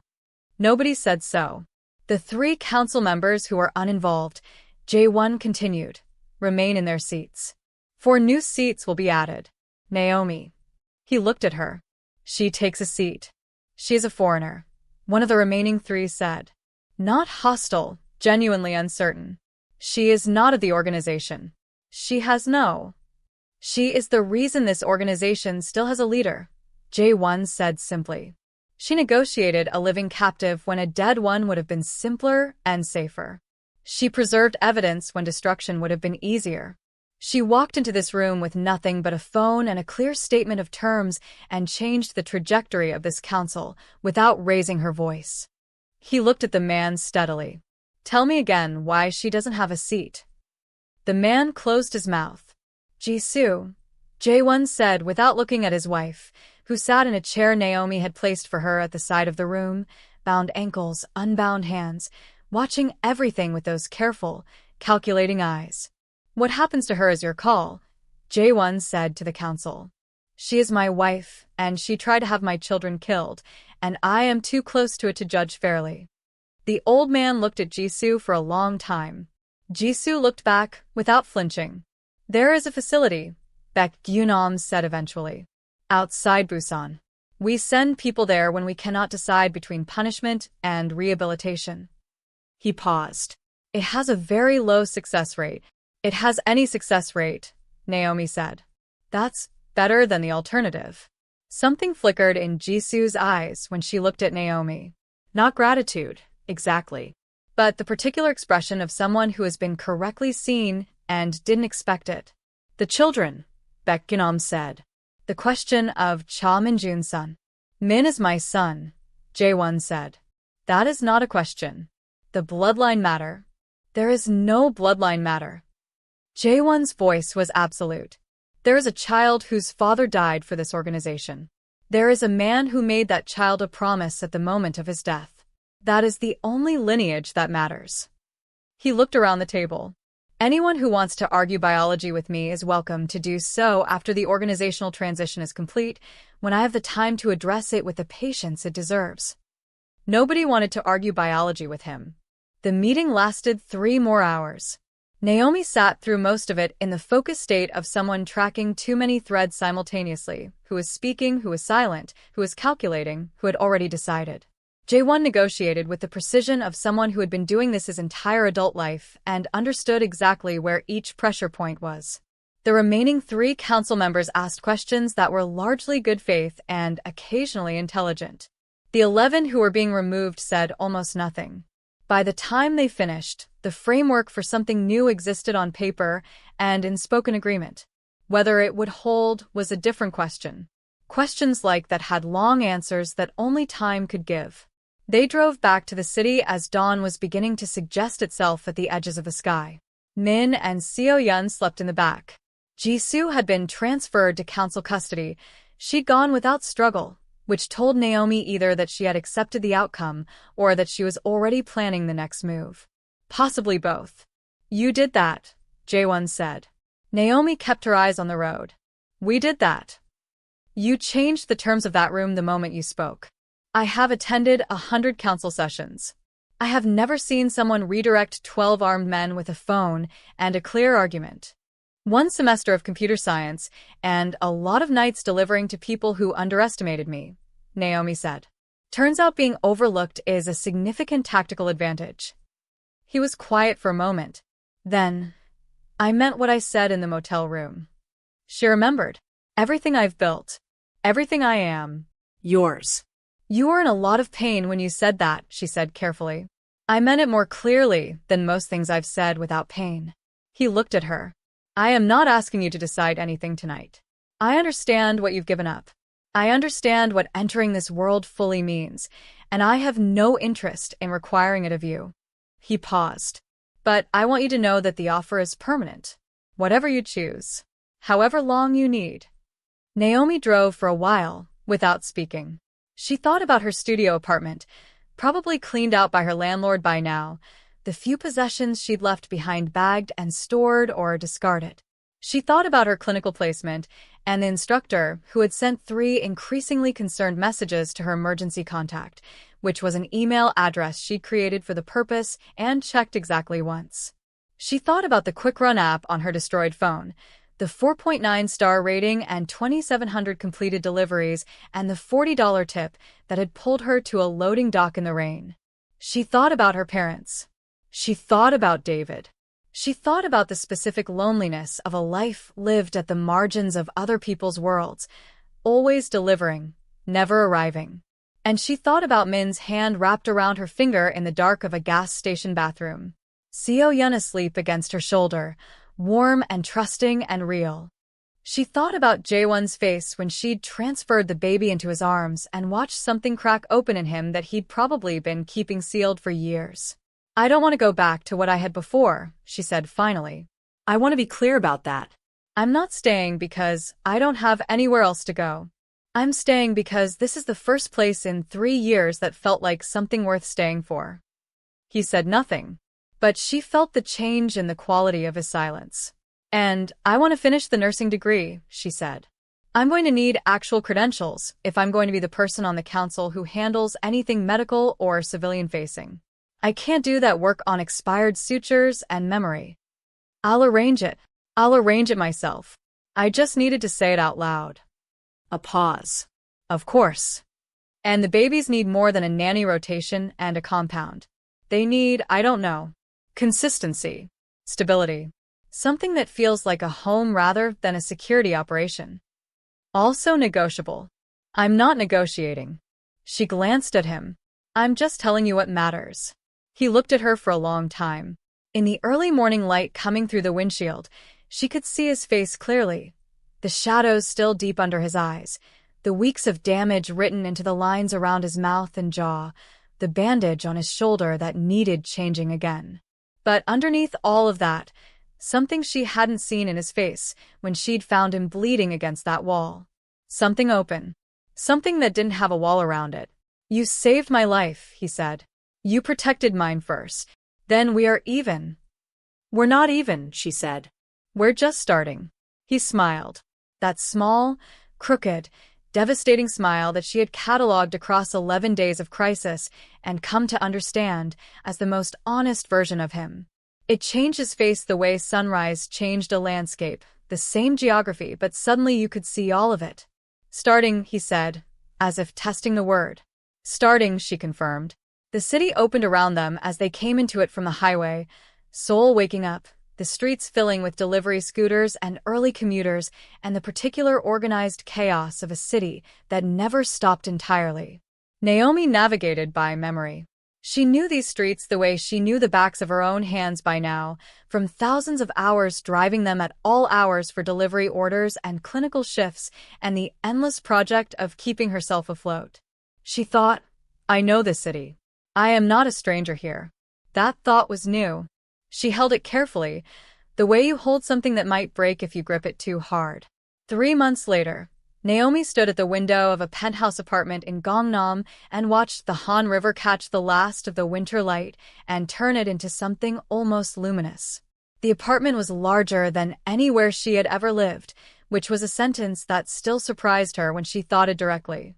The view from this window covered more ground than her entire previous life in Seoul. The kitchen was a full room with a door. The bathroom was bigger than her old studio. There was a second bathroom. There was a nursery.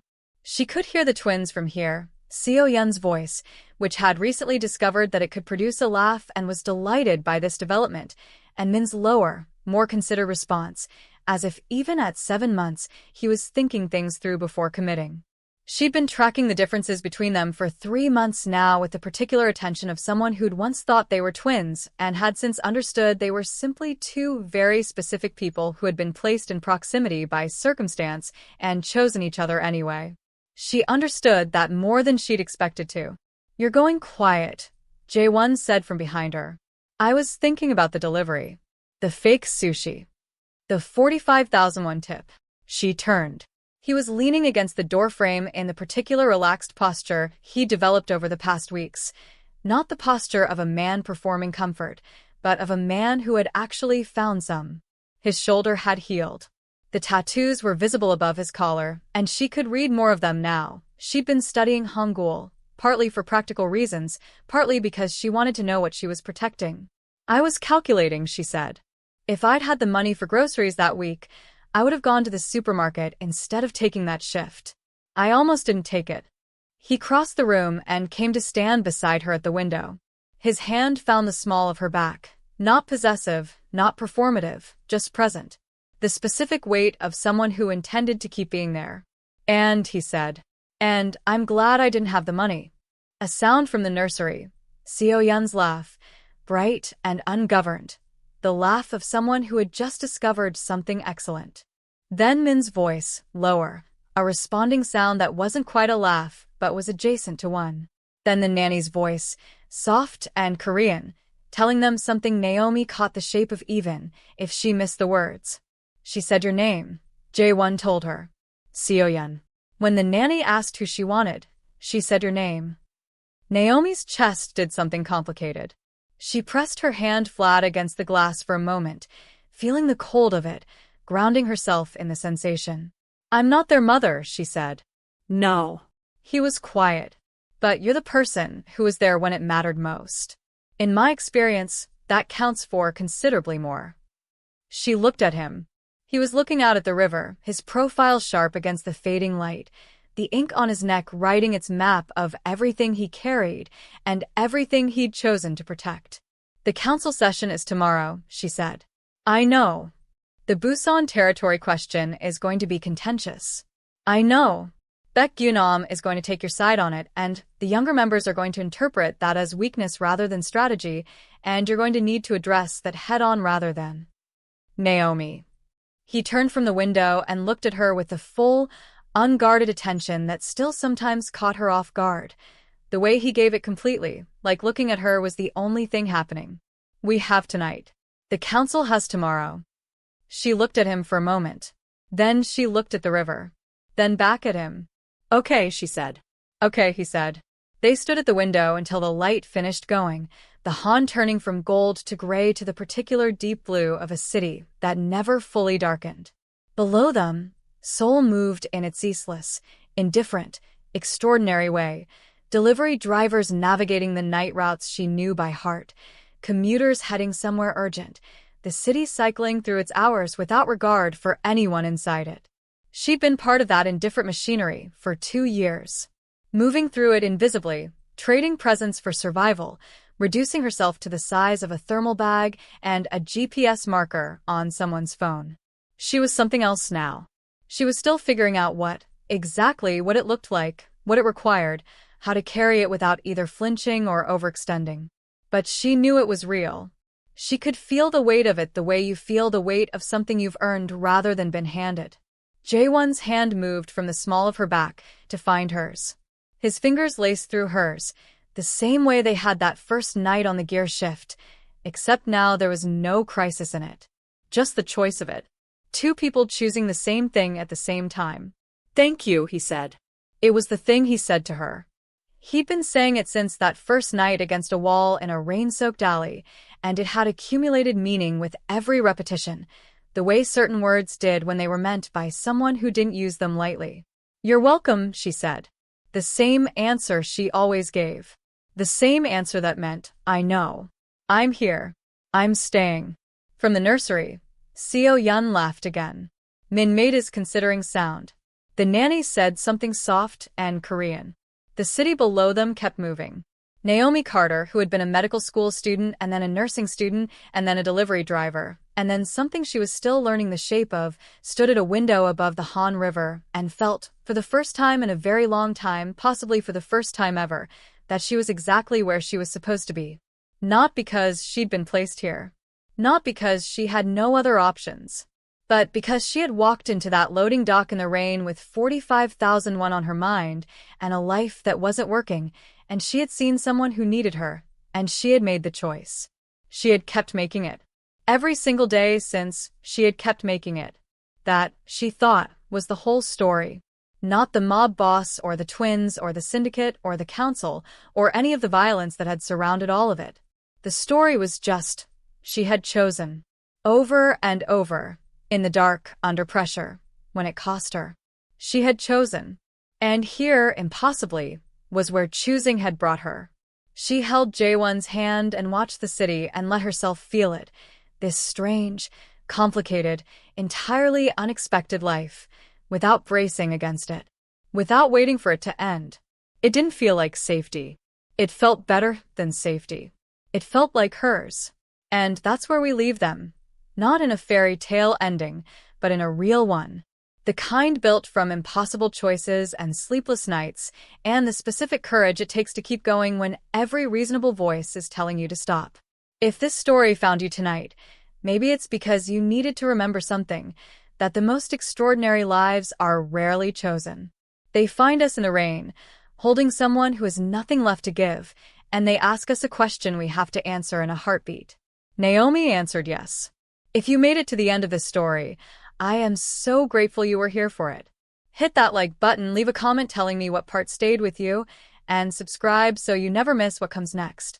These stories exist because of you. Every watch, every share, every person who finds their quiet corner and settles in with us.